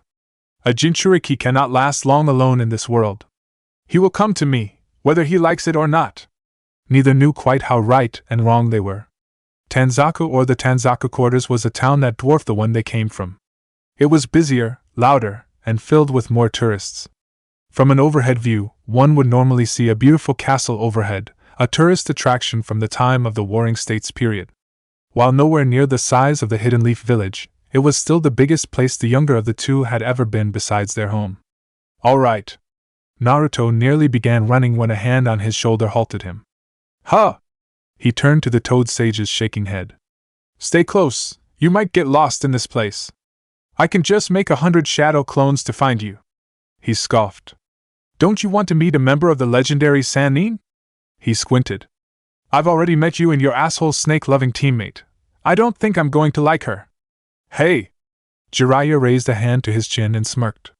She almost always has big boobs, he said in a sing-song tone. How big? He held out his hands as wide as he could to knead the imaginary breasts. Even bigger than this, holy shit. I know, right? He began leading the way. Despite not being familiar with the gambling scene of Tanzaka, the Toad Sage could navigate it well enough.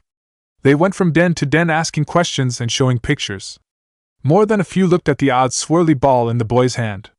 It took some time for them to finally run into someone who recognized her from her genin picture. The gambling man threw a pair of dice into a cup, placed it onto the ground, and shook it about. I can't give you that info for free. He smirked at the Sannin's stoic face. Let's J. Naruto grabbed him by the shoulder and put the Rasengan by his face. Oh, look at this. A menacing grin spread across his face. Someone wants to help me with my training. Let hi. Jiraiya paused before shrugging, holding his hands open by his shoulders for added effect. I can't make him let you go for free. The man gulped.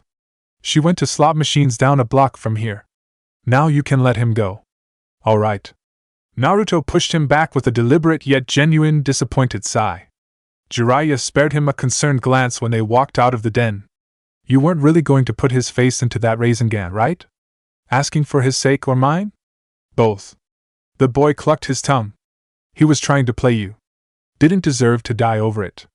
If it's not me, it's going to be someone else that idiot tries to game. That kind of mindset just leads to bad things persisting. He shook his head. Always going to be bad things in this world, pervy sage.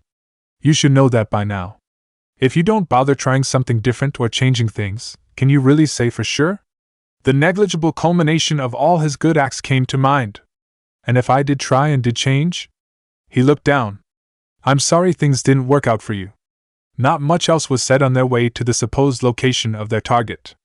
It was a flashier den than the rest, yet a den nonetheless. The boy still had more Rio than they knew what to do with, so he didn't give in to the temptation of the entrancing game sounds.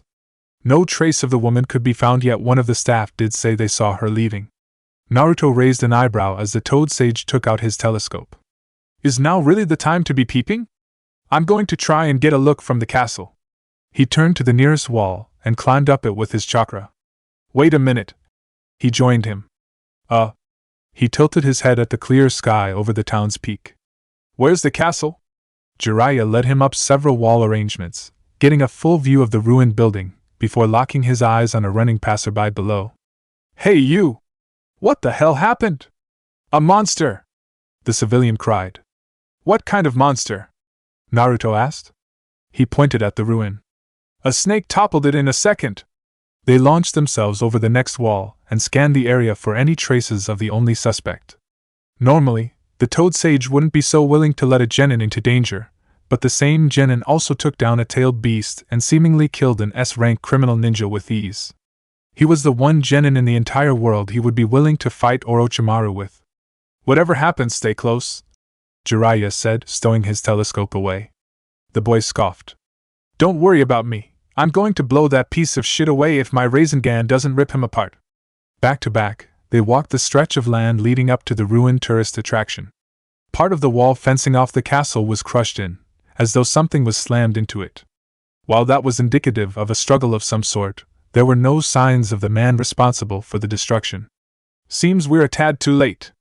The man sighed before walking off again. Come on, things are going to get worse if he's here. Is he after Tsunade too? Naruto asked, following. I heard he was wounded in his fight with the old man. If he's seeking her out, chances are it's really bad. Really? He chuckled. Least the old man did something other than die. Jiraiya shot him a look. Hey. We both know he could have killed him if he was really trying to. Imagine if you were in Orochimaru's place. Do you think he could have brought himself to kill you? He shook his head. The old man would have tried something to please everyone, which would end up pleasing no one. If he really is fucked up that bad, it's kind of like this situation.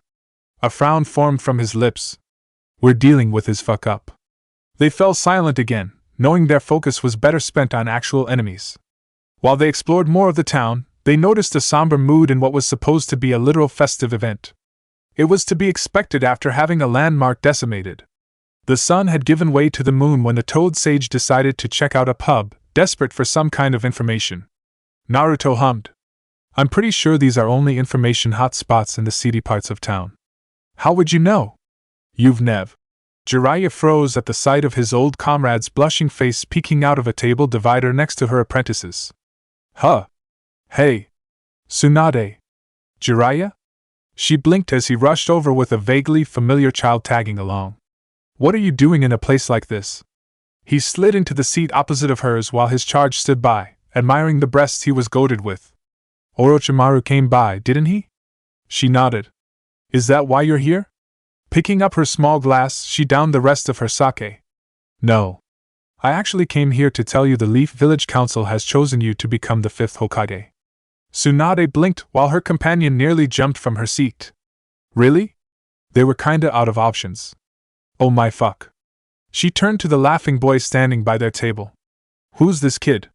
He pointed his thumb at him. Naruto Uzumaki, sup big tits? The boy greeted, sitting in the seat next to his guardian.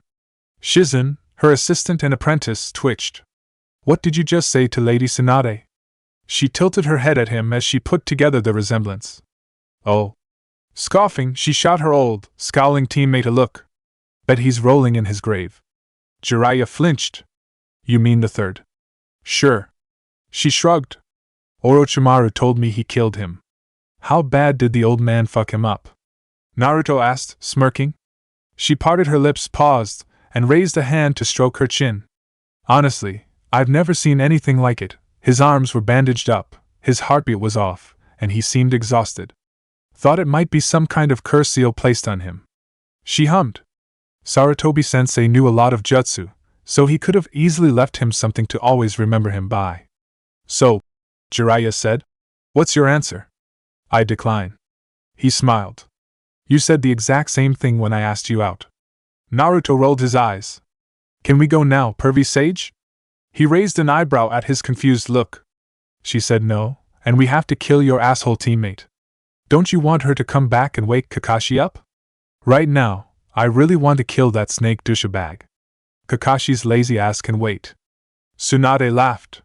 You think you of all people can kill Orochimaru when the old man couldn't? She grabbed her bottle of sake and filled her glass. Jiraiya, this kid is a serious downgrade from your last apprentice. What did you just say? His eyes flashed red. The Toad Sage put a hand on his shoulder. Comparing him to the fourth's a tad cruel, don't you think? He was hard-working, smart, reliable, and almost as handsome as me. She scoffed alongside the child. He still died. For the village too. Life is different from money. It can't be gambled that easily. Whoever puts it at risk is an idiot. Her eyes glanced at the boy with the last word. My grandfather and granduncle wanted the best for the village, but they died like idiots. Sarutobi-sensei died like one too. You're right. Every single one of those men died like idiots. Naruto laughed while his guardian shot his displeased look from his old teammate to him. They gave away their lives for worthless people like you to spend the rest of yours drinking it away. He smirked at her, freezing. It's one thing to die for the village, but man, I couldn't bear to live with myself if I were a childless, drunk, and ancient gambling addict with big floppy bitch tits. Little shit. She stood up on her seat and put a foot down on the table. Shizen shook. Lady Tsunade! Jiraiya blinked when his charge jumped up to stare her down on an equal level. He glanced from one to the other, unsure whether he should stop it or wanted to. Think you can handle this, Grandma? Naruto grinned. Tsunade smirked. Wanna take this outside? With those words, the four of them plus Tonton the pig walked outside of the pub into the quiet night street. Only a few people were out, frightened by the news of the castle being destroyed at the hands of a demon snake. The young man and middle-aged woman faced each other down with their entourage on the sidelines. I'm one of the legendary Sannin. She held up her pointer finger. This should be enough for a bratty genin like you. Naruto burst into laughter. To make genin, I beat a chunin to death. During the chunin exams, I beat a prodigy of the Hyuga clan in taijutsu without getting hit once. When the sand attacked with Orochimaru, I blew up a fucking tail beast. He formed the shadow clone jutsu sign, creating a single copy. I even killed some shark fuck on the way here. You think I care about some washed up has-been? He drew 2 shuriken from his pouch while the clone went through signs. Tsunade, jump! Jiraiya yelled. That's... She launched herself more than a dozen feet into the air before a sea of black metal consumed the street below. Holy shit! Shizen gaped. What the hell? Please! Naruto blew on to the other shuriken and threw it diagonally at her. Tsunade leaned out of getting sawed in two by the vacuum shuriken. Don't get cocky, brat! Gravity carried her down still, leaving her open for a well-timed attack. If I decided to clone the shuriken, you'd be dead, you idiot! He dispelled the clone as well as the shuriken. Let me show you! The Rasengan formed in his left palm, far greater than it was against Itachi. What the difference between me and the fourth really is! He charged after the falling woman. You're kidding! She realized then she already used more than just a finger. The ball in the boy's hand was more than just an amateur's first attempt too. He could actually hurt her.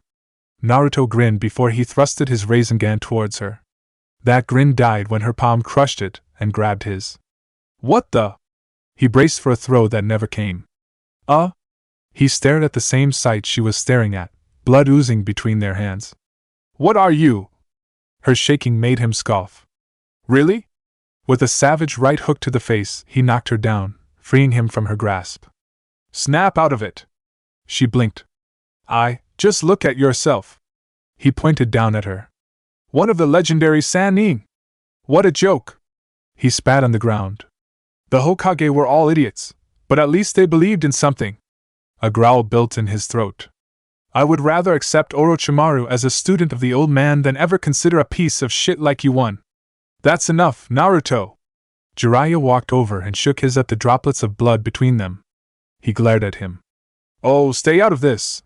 He focused back on the shivering woman. Your simping dumbass could never tell her the truth. Why you taught him the Rasengan? Tsunade laughed, uneven and hoarse. The toad sage tilted his head from side to side. To be honest, he's been teaching it to himself. If that were the real thing, I wouldn't even have a hand. Naruto scoffed. 3 days. He held out a fitting number of fingers while she stood up. I'll perfect it in 3 days. Just you watch. How about a week? She gripped the string of her necklace with her undamaged hand. I'll give you this if you can. Shizen's grip around Taunton tightened while she approached. Lady Tsunade, you can't bet that. Why the hell would I want some tacky jewelry? Jiraiya nearly slapped the boy upside the head. That's the first Hokage's necklace. You could buy 3 mountains worth of gold mines with it. And what the hell would I do with that much money? His eyes narrowed on 2 far more titillating prospects. If I master the Rasengan in a week, I get to play with your tits. Tsunade and Shizen twitched. I would rather bet the necklace. She glanced at her gaping old teammate. You've really rubbed off on this kid. He was like this before. Jiraiya protested. Naruto rolled his eyes. Fine, I'll take your stupid necklace then. Say goodbye to the only chance at action you had left in your life, dried up hag. You little... Tsunade shook her head free of anger. I get all your money if you fail. I won't. Shizen's face was scrunched in frustration. Lady Tsunade, please. Her eyes drifted to her mentor's wounded hand. Let's go, Shizen. She stepped down the road. Jiraiya cleared his throat. How about we have some drinks, Tsunade? It's been a while. He glanced from her assistant to his charge. The 2 of you find a hotel for us to stay at.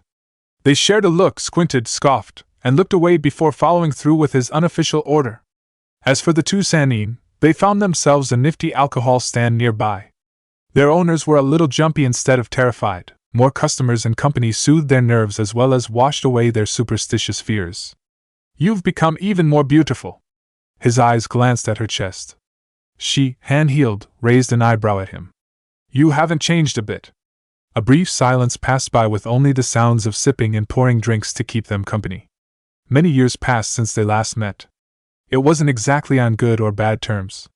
While they wanted to say a lot, it was difficult to muster the will to. The boy complicated things with his performance, and words too. It's a bit obvious, don't you think? Tsunade asked. I like to think it's the right kind of obvious. She shook her head. He's going to lose it if he finds out. He hummed. When the old man died, he went 8 tails. He downed a shot. What? He nodded, staring into his empty glass. Went from getting along with me to hating me for some reason. Should have seen him before. He was happy and on the road to enlightenment. Now, he's itching for an excuse to vent his frustration on other people. Even said he was glad the old man is dead. Calls him an idiot, but can't stand me as one of Sarutobi-sensei's students. Their relationship was complicated. I'm pretty sure he's trying not to feel bad about him dying by convincing himself he hated him. A traitor tried to use Naruto to obtain the Scroll of Seals and told him he was Jinchuriki before anyone else did. He filled his glass with the bottle the stand operator left for them. In a rage, the kid beat him to death. Her eyes widened. He wasn't lying? The kid left out encountering Orochimaru in the Forest of Death, which his friend burned half down, and the shark fuck was Kisame Hashigaki, who was accompanied by Itachi Uchiha. He did beat a tailed beast, but it was only the one tail. You've gotta be kidding me. Jiraiya took a deep breath, sighed, and downed another shot. He's not as studious as his father. His determination is almost the same, if not better though. Just needs to work on his temper. Still not going to master the Rasengan in that amount of time. With how close he is to actually pulling it off.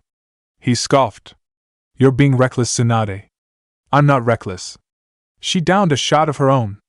He turned to her. Saying that while you're planning on meeting Orochimaru again? He smirked at her surprised face.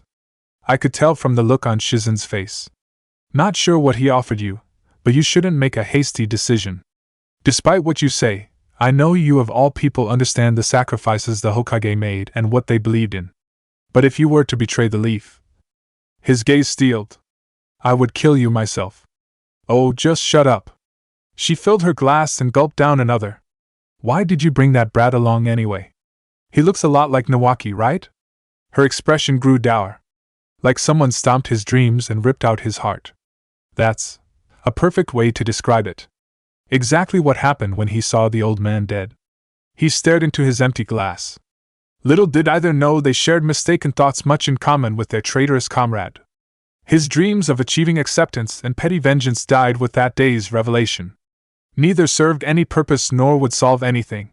Even after, the catharsis of hurting those that hurt him was only his solace.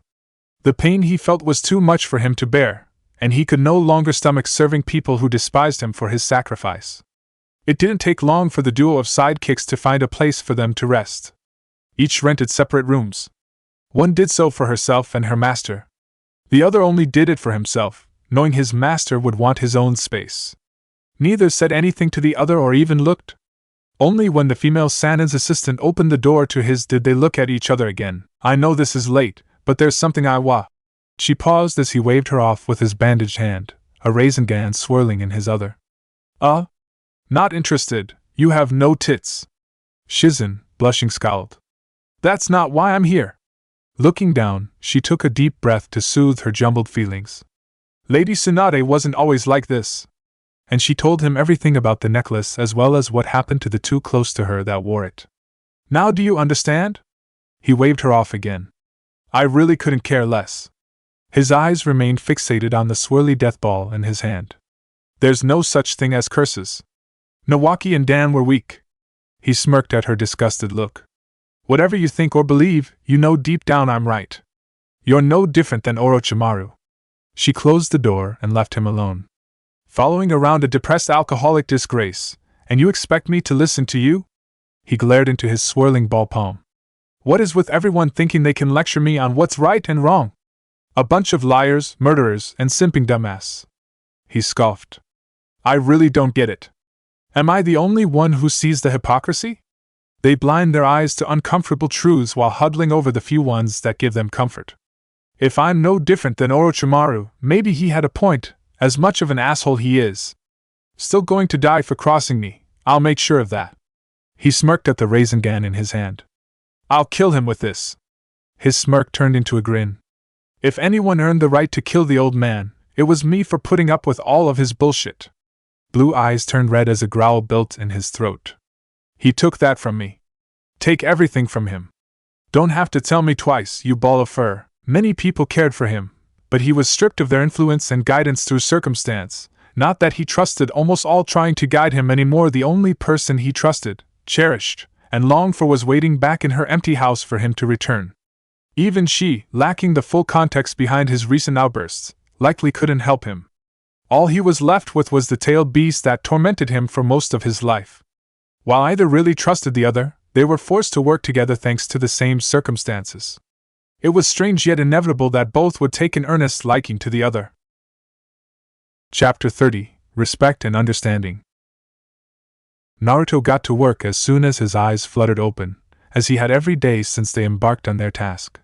While he improved leaps and bounds since he attempted the Rasengan on Itachi, there was much left to refine. He headed off into the woods after breakfast instead of practicing around town to concentrate entirely on perfecting the jutsu. Tree after tree was felled by the power of his swirly death ball. One would get the impression a rude logger vented his frustration on the forest, if it weren't for the fallen trunks left behind. He bought packed meals to bring with him over wasting time by going back to eat in Tenzaku. No way in hell am I going to lose against some old bitch who gave up decades ago. He concentrated chakra into his left palm and frowned as the skin tore open. Ah fuck. Dispelling the jutsu, he pulled a bandage roll from his belt and began wrapping himself up. You do realize I can heal you and regularly do so overnight, right? His eyes narrowed. I don't want your help, so stop it. Always so stubborn. The latter is a consequence of the seal. My leaking chakra is especially potent when it comes to your wounds. I still don't get it. Are we meant to share the same pool of chakra, or am I supposed to absorb you or something?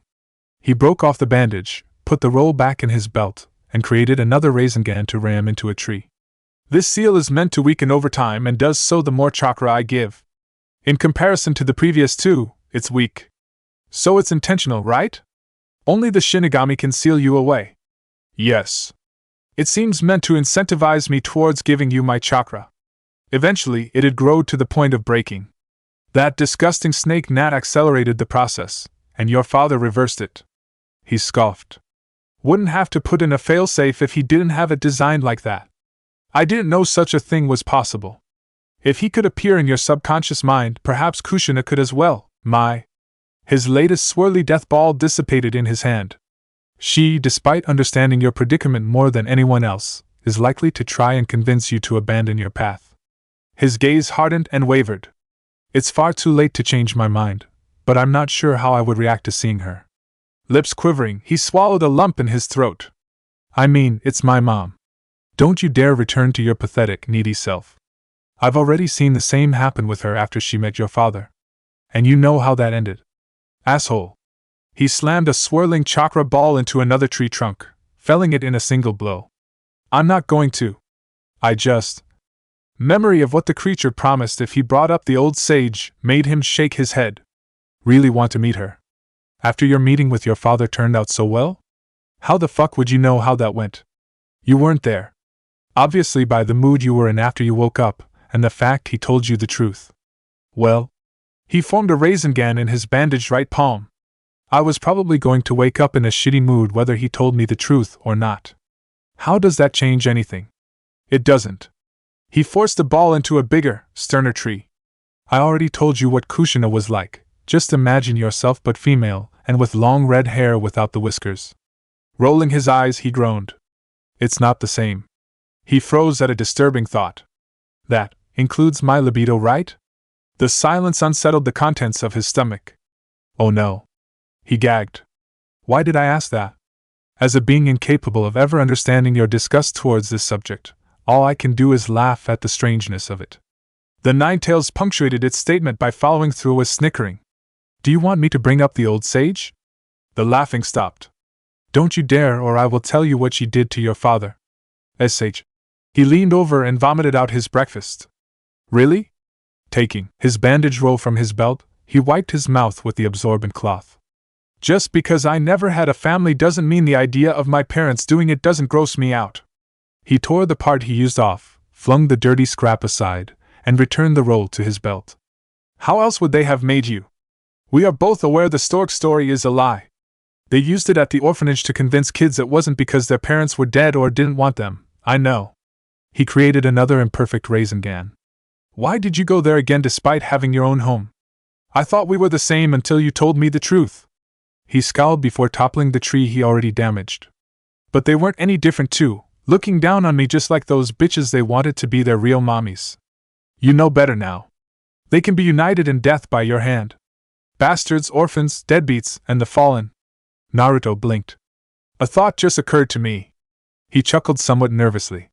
So souls exist, right? Did you not know that already? To be honest, I never thought about it at all. My father sold his to the Shinigami to seal you away and is fighting for eternity in its stomach. Does that mean hell is real? Are you going to give up if I say yes? His eyes widened. It is? I cannot die, so I wouldn't know. Please don't tell me you're going to give up off some fear of eternal damnation given by a divine being. In all my years, I have only met one that can be called a god, and the old sage would not condemn you. Even though I'm almost willing to kill even children? He raised an eyebrow. Almost? I can do it if I get mad enough, but honestly, it's kind of fucked up. Without their parents, they're as good as dead anyway. You should kill them all. In fact, you should kill them first. Set everyone off balance and into a rage so their deaths are all the sweeter for you and bitter for them. Hardcore. He hummed. But why wouldn't the sage condemn me? The old sage's time was as bloody as any other. Quelling conflict only sparked it in other ways. He was neither for vengeance nor forgiveness. Taking vengeance on a murderer was little different than taking vengeance for an unintentional slight. Forgiveness for murder and an unintentional slight as well. That which is ill is encouraged. While he would advise you to simply go your separate ways, he would understand. He just disapprove? Yes. Don't misunderstand though. If you are not the Leaf's reckoning, it would likely be some other child they harmed without thinking. He would disapprove of their actions as well, but he would understand them too. Creating a raisin gun in one hand, he stroked his chin with the other. Then he'd only really approve of everyone moving on. After understanding what illness they encourage, yes. The old sage detested ignorance. Really, I think deep down, he would approve of your vengeance somewhat. Sure you're not saying that to justify your own stake in it? He toppled another tree. Oh no, I take full responsibility for the death and carnage awaiting that cesspool. My vengeance will not be denied. I will see all Uchiha die, the ignorant villagers die, and everyone who ever thought me their tool die. Nearly 100 years stuck in humans. My crime? Falling prey to Madara Uchiha's disgusting genjutsu. They will suffer for not leaving me be, as all others have. Now I see where the sage is coming from. He smirked at the gathering of chakra in his hand. That'll just make everyone else try to seal you away. You've already said something among those lines before. Are you changing your mind? His smirk twisted into a grin while he destroyed another of nature's majestic larches. Fuck no! Admiring his handiwork, his hands balled into fists. We want the same thing. Just leave it to me. The nine-tailed fox was more than happy to hear the third confirmation of its jailer's intentions. Of all humans to ever exist, he was probably its second favorite. His demeanor during and after the first coma reminded him much of the first. Their goals were aligned, their attitudes were the same, and he was beginning to remind it a lot of itself after the second coma. None of the irony was lost to it. Its attempts to mentally destroy the child through interacting with him only made him stronger and more admirable in its eyes. Really, things couldn't have turned out better for the tailed beast. As the days passed by, the two Sannin and the other assistant, albeit reluctantly, checked up on the progress of the delinquent. There were times they noticed he was talking to someone that wasn't there. His tone was casual, as if it was normal to him, and sometimes there were bursts of frustration. The ever-growing lack of trees was making spying difficult for them, not that he didn't already know they were near. Both medical ninja classified it as possible mental instability brought about by some profound trauma. Jiraiya just thought the kid was lonely. The boy's natural stamina failed him on the end of the 6th day, near a week's worth of non-stop training taking their toll at last. Tsunade and Shizen, after some debate, carried him back to his rented apartment. One found the source of his seemingly limitless amount of money and felt like they were going to win the bet in spite of his monumental progress, which was a bad sign. Still, the last of the Senju knocked her assistant unconscious after already drugging her old ally not long before. Saying he was confused when he woke up would be accurate yet still an understatement. What the hell? Slipping out of bed, he raised an eyebrow at the woman. He began nudging her with his foot. Wake up! Her eyes shot open. Oh no! Picking herself up, she took several deep breaths. What day is today? Monday, obviously. You're healed already? She raised an eyebrow at his complete lack of exhaustion. I wasn't out of chakra or anything. He raised his own brow. Why were you sleeping in my place? Shizen slid open the window. Stay here! She planted a foot on the fire escape and widened her eyes when she moved herself out. Why are you?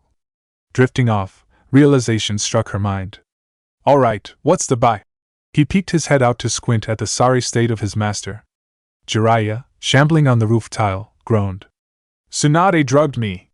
Can't use my chakra, body stings, and can't even hold chopsticks. Some legendary ninja you are, simping dumbass. The boy slid out to stand on the platform. Why do you keep saying that? He shook his head. She's a medical specialist among medical specialists. A tasteless, odorless drug that works against ninjas on my caliber isn't beneath her skill set. Steadying himself with the fire escape railing, he glanced at his teammate's assistant.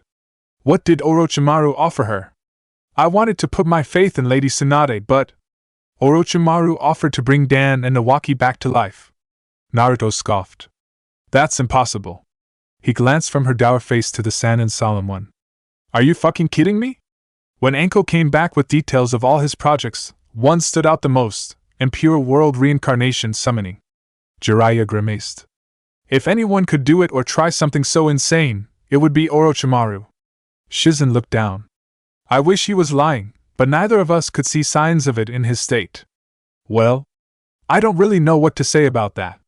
Naruto hummed. That's honestly kind of awesome. He rolled his eyes at the looks he got. I'm sorry, can either of you bring back the dead? The old sage could. Oh, shut up. He blinked at the realization he said that aloud. Shizen looked to the direction of the fallen castle. Now is not the time for a schizophrenic episode. We have to go. She took off, jumping from rooftop to rooftop. Jiraiya, albeit clumsily, followed after. Right. Schizo what no? Naruto joined in the pursuit. There would be a battle all participants would remember for the rest of their lives. Not many would nor could blame the sole female member of the Sannin for being tempted by her old teammate's offer. It was one thing to lose a loved one to old age or natural causes and another for them to die in war. She watched her lover bleed to death with the hope of surviving as his last voiced thoughts. Her little brother's last moments were either blissful ignorance or agonizing pain thanks to the explosive trap mutilating him beyond recognition. Even if it was for a brief moment, she wanted to comfort them both and feel their warmth again. Your answer? Orochimaru stared her down from more than several feet away. I will heal your arms. Her eyes steeled. In exchange, you leave the village alone. He almost laughed. Deal. Holding out his soul-ripped arms, he began walking forward. A grin spread across his face as they closed the distance. The glee he felt was all too visible in his being when they were a foot away from each other. It died when shooting bones sent them jumping back. Really, Princess Tsunade? Kimimaro jumped from the top of the solid wall between them. I have been the subject of healing ninjutsu enough times to know that wasn't made with the intention to heal. I was actually going to revive those two. I even promised to spare the Leaf Village. He would have pouted if he weren't in so much pain. Tsunade scoffed. We both know that's a lie. Tears emerged from her eyes. I was so happy when you said you'd bring them back, and I realized how much of an idiot I was. She laughed. That perverted brat is such a cheeky little shit. He saw right through me. I was given the dream they died fighting for, and I spat on it because I was too weak. Her gaze met his. All things die, but the warmth they left behind lingers. Then the deal is off. He glared at her, slit pupils far narrower than usual. I have no choice but to force you to heal me. Kimimaro grabbed his lord and jumped before she could smash them with her descending heel, demolishing their surroundings instead. She's going to be a troublesome opponent, Lord Orochimaru. Stay behind me. I hardly have any choice in the matter with these arms. He obeyed. This terrain is disadvantageous. Rather even with your abilities. Forgive me, Lord Orochimaru. He turned and jumped into the woods, Master following suit. I meant a fight may attract her assistant and Jiraiya. He hummed while he chuckled. A boy suiting the description of your vessel was with him. His chuckling turned into full cackling. This is turning into a lovely day. They leapt from the claustrophobic stretch of dirt before the ruined castle to the woods. While maintaining an even pace to neither lose nor get caught by her, a rocky hill came into sight. Movement restrictions would be minimal, yet the stone formations could be used for cover. It was not ideal, but it would do. Kimimaro blocked his opponent's view of his master with his own body. Seeing and hearing her panting, he charged. One hit would annihilate him, but he was more than confident in his abilities. He planted a foot down, stopping himself from running into a certain death palm, and kicked. There wasn't enough reach for his leg to connect with hers, but enough for a spike of bone shooting from the heel of his foot to tear through her hamstrings. Tsunade froze and nearly dropped at the sight of blood on his protruding bone. Wah! The sensation of the same spike impaling her right forearm interrupted her. Falling back from the lack of full leg support along with her own fear, she couldn't fight back against his onslaught. Leaving the spike in her, he pulled back his leg and jumped with his other, emitting a heel bone for each foot. He kicked them into her lower legs, shot a bone out for each of his palms, stabbed her right upper arm, and drove the other into her left forearm. He left them in her too. Pushing two blades out of his knees and one from his right elbow, He rammed the knee bones into her thighs while hammering the elbow through her left upper arm in his descent before planting his feet on the ground and jumping back. Her vision shifted from the white blur of the strange boy and Orochimaru lurking from a safe distance to the blue sky. She blinked before glancing from bone spike to bone spike propping her up. It reminded her of pinned insects unfortunate enough to catch the attention of beings far beyond their capacity to escape, much less fight. Who the hell are you? If I could feel my arms, I would applaud you, Kimimaro. Orochimaru cackled. You should have accepted the deal, Princess Tsunade. He began shambling over. I'll nev. She froze at the sight of blood oozing from the spikes. Ah. There. Just heal my arms, and this will all be over with. He stopped by the side of his minion. I. She froze as the boy pricked open a finger with a slight bone protrusion and held it in front of her face. Stop it. Orochimaru's eyes sparked with gleeful malice. All you need to do is heal my arms. To his confusion, his ally grabbed him and jumped away. Shizen appeared by her helpless mistress' side while Naruto and his master stared them down. Lady Tsunade. She let go of Taunton to examine the bone spokes. Long time no see, Jiraiya. Orochimaru's eyes drifted to the glaring boy in orange. And you brought the phenomenal-tailed beast slayer Naruto Uzumaki. He smirked as he blushed at his praise. Has he told you the truth about your parents yet? The Toad Sage's eyes narrowed at his old teammate. Don't listen to him. Both of you, shut the fuck up. Naruto stomped towards him. I came here to kill you. Kimimaro stepped forward. That's not going to happen. Naruto raised an eyebrow. Who the fuck are you?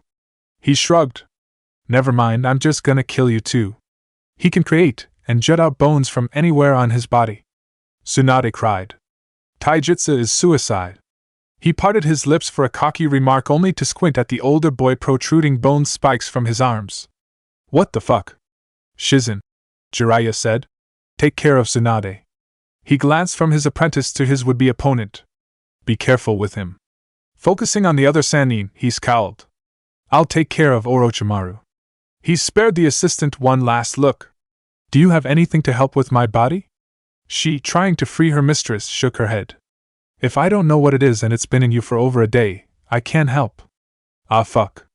He bit into his thumb. Kimimaro stepped back, forced back most of his bones, cut open his pricked finger, ran the blood over the tattoo on his master's blackened forearm, and thrusted his palms against the ground the same time the Sannin did. Two giant snakes appeared, one carrying the duo, and one regular-sized toad poofed into existence where the Toad Sage slammed his hand. Are you fucking kidding me? Naruto pointed at the small toad in a coat while Jiraiya gaped at his failure. This is why I didn't want to learn the summoning jutsu. He winced. I can't help it. I'm drugged. Yo, my name is Gamakichi, the toad said. No one fucking asked? Naruto glared up at the serpents, aggravated by their true summoner's mocking laughter. Orochimaru grinned. I'll take Jiraiya, don't damage Naruto fatally. Understood. Kimimaro jumped off the snake before the two prepared to launch themselves at their enemies. Naruto took out a shuriken, blew onto it, and threw the wind chakra-infused metal diagonally at the spear aiming for him. Never again.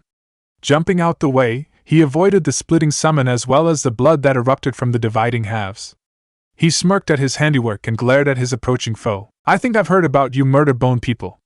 I am Kimimaro, the vestige of the Kagaya clan. You are one of the last living Uzumaki of the Uzumaki clan, not the village. Lord Orochimaru was not lying about your parentage. All he did was bring it up. I've known everyone's been lying to me about them since I was a kid. He didn't tell me jack shit. Wouldn't you like to know who they are? He averted his eyes, feigning doubt. It doesn't matter. Bringing his fingers together, he spawned a dozen clones. Fuck him up! Kimimaro kept his eyes focused on the main line while a quarter of their ranks moved into his blind spot. Darting forward, he warped and shot out the bones of his ribs, forming a defensive and offensive armor. 3 of the clones were turned to smoke, while the rest backed off. You should have listened to Tsunade. Naruto checked his nails while his clones made clones of their own. I was just prodding you. He smirked when they grabbed one. I mean, you do know how I beat the one-tail, right? Mirthful laughter left his lips when they threw it. He glanced at the clone, realized something was wrong, and activated the curse mark on his chest. It exploded in contact with him, forcing him into the ground. Several more followed, taking turns jumping into the ever-growing crater around him. His ears were ringing, but he was still alive thanks to extending his enhanced bones into an uneven dome around his body. The rest of his clones dispelled themselves after a victory cheer. Done and done! He looked to where the women were and saw Shizen soothing a shaking, snake blood-covered Tsunade. Oh, come on! From the corner of his eye, he saw Jiraiya with quill-like hair fending off a long-necked, bitey Orochimaru some ways from a snake submerged in what looked like mud. Aren't you guys supposed to be legendary ninja? Footsteps from the blast zone drew his attention. You are a powerful foe. Kimimaro, dark-skinned and bony-tailed, walked out of the crater. Even if I were trying to kill you, I am not sure if my victory would be possible. Curse seal of heaven? Curse seal of earth. He corrected. Just as powerful as the curse seal of heaven. His lips pursed. This is your last chance. I do not wish to harm you any more than is necessary, but I will be incapable of holding back like this. Naruto steeled his gaze and brought his fingers together. Are you watching, Granny? As his 4 clones took off, he concentrated chakra into the palm of his bandaged hand. I'm about to win our bet. Kimimaro shot his finger bones into the clones only for them to shed blood rather than disappear. Decoys? Grapplers? His eyes narrowed. Genjutsu. Putting his fingers together, he formed the tiger seal to disrupt his chakra flow. He frowned when they attempted to restrict him and scrunched his face in confusion as his protruding ribs impaled them. What is this? Perfected swirly death ball in hand, Naruto charged his enemy. Rasengan. His clones grinned and dispelled in that moment, blinding their target. The dense, rotating sphere of chakra broke apart all natural energy-enhanced bone in its way. An immense feeling of satisfaction washed over him when he felt it rip into his foe's center. The last of the Kagaya's eyes widened. His lower ribs were shattered, his upper intestine was ruptured, his stomach was pulverized, and a portion of his liver was shredded in an instant. With a choked gasp, the rotation sent him spiraling back into one of the rock formations. He was surely dying then if he wasn't already before. Tsunade stared at the victorious boy's back. She could see the resemblance more than clearly. What shocked her most was his victory against a foe she wasn't sure, even without rust, she could beat. He believed in himself while she couldn't do the same for herself, the same person Nawaki and Dan would have died for. A simple child, however vulgar, was behaving in a more dignified manner than her. Come on, Granny! Naruto turned to her, grinning. Can't you keep up with me? From the corner of his eye, he saw the young bone man rise. I'm stubborn too, but I'm pretty sure you should be dead after that. Kimimaro's mouth was pried open by 2 hands. Like a snake shedding its skin, another Kimimaro pushed itself out of the deflating remains of the previous one. He walked towards him and stretched his new body. In all my life, you are the first person to push me to this extent. You have my admiration and respect. He frowned. Should have figured you had something like that up your sleeve. I'm not one to jerk off my enemies. You're probably the strongest person I've ever fought. If it weren't for that curse seal, I think I might actually like you. Another Rasengan formed in his palm. This time I'll aim for your head. Concentrating his bones over his arm, he bent his knees for his next strike. I apologize, Lord Orochimaru. I might have to fatally injure Naruto Uzumaki. He prepared to take off when Shizen blew needles at him. First, he launched himself, bone drill forward, to impale her. Tsunade nudged her aside and was run through in her stead. No. The diamond on her forehead glowed purple as black marks spread from it across her face. As the 5th Hokage of the Leaf Village! She broke off the drill and the Kagaya's entire arm before forming the tiger seal. I will fight for their sake. Marks following suit, her near bisecting wound evaporated when she forced the bone drill out. Well, well! Orochimaru ended the deadlock between himself and Jiraiya to better examine her, Kimimaro jumping to his side in case of threats. It seems I'm not the only one inventing new jutsu. She gave a brief description of it to rub in his face. I'll never die in battle. Running her thumb through her forearm, she began going through the hand seals just as Jiraiya did the same, thumb still having enough blood. Manda, Lord Orochimaru. Kimimaro slid his thumb across some of the blood that splattered on him when his arm was wrenched and dabbed it on his master's tattoo. Naruto stared as a colossal toad, a colossal slug, and a colossal snake stared each other down. Holy shit! I am far bigger. Not now. The sidekicks could only watch a battle just one of them could probably take part in. Tsunade's slug spit acid at the snake, but he dodged and coiled around her. Jiraiya's toad tried to cut the snake's head in two for him to catch it with his mouth. The snake was left alone by the slug dividing into many smaller ones.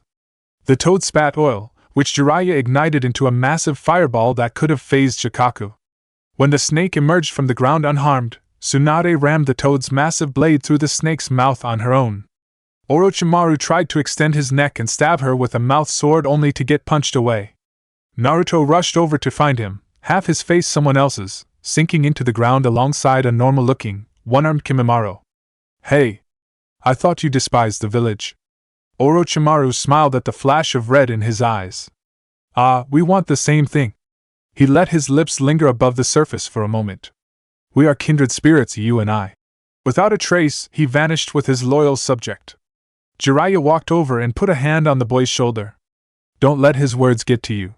Yeah, I'm just some ungrateful fucking orphan the fourth stuffed-tailed beast in. I should be thanking everyone for the scraps of attention they give me and apologize for taking their beloved Hokage from them. He smirked as his body wavered. Shadow clones were composed of a person's divided chakra. They typically dispersed when hit because sustaining injuries consumed that chakra and transferred the experience back to their user. While he held on until the end of the battle, the shock of getting his entire body stabbed by dozens of sharp bones multiplied by 4 finally got to him. Tsunade, withered and literally showing her age, was almost relieved when he collapsed before seeing her. Shizen? She cried out, voice wavering. He might need your help. Taking off her necklace, she walked over, knelt down, and tied it around his neck. You won. The Sannin reunion, the three-way deadlock, ended with no clear winner or loser. No one died, but no one got what they really wanted. A new Hokage, albeit somewhat reluctantly, was to take the mantle. Orochimaru's cure and treatment eluded him. Kimimaro continued to serve his purpose. Naruto won a necklace he didn't care for to prove a point he already did. Shizen would be grateful for a time until saddled with paperwork, and Jiraiya was still Jiraiya. It was an insane battle regardless.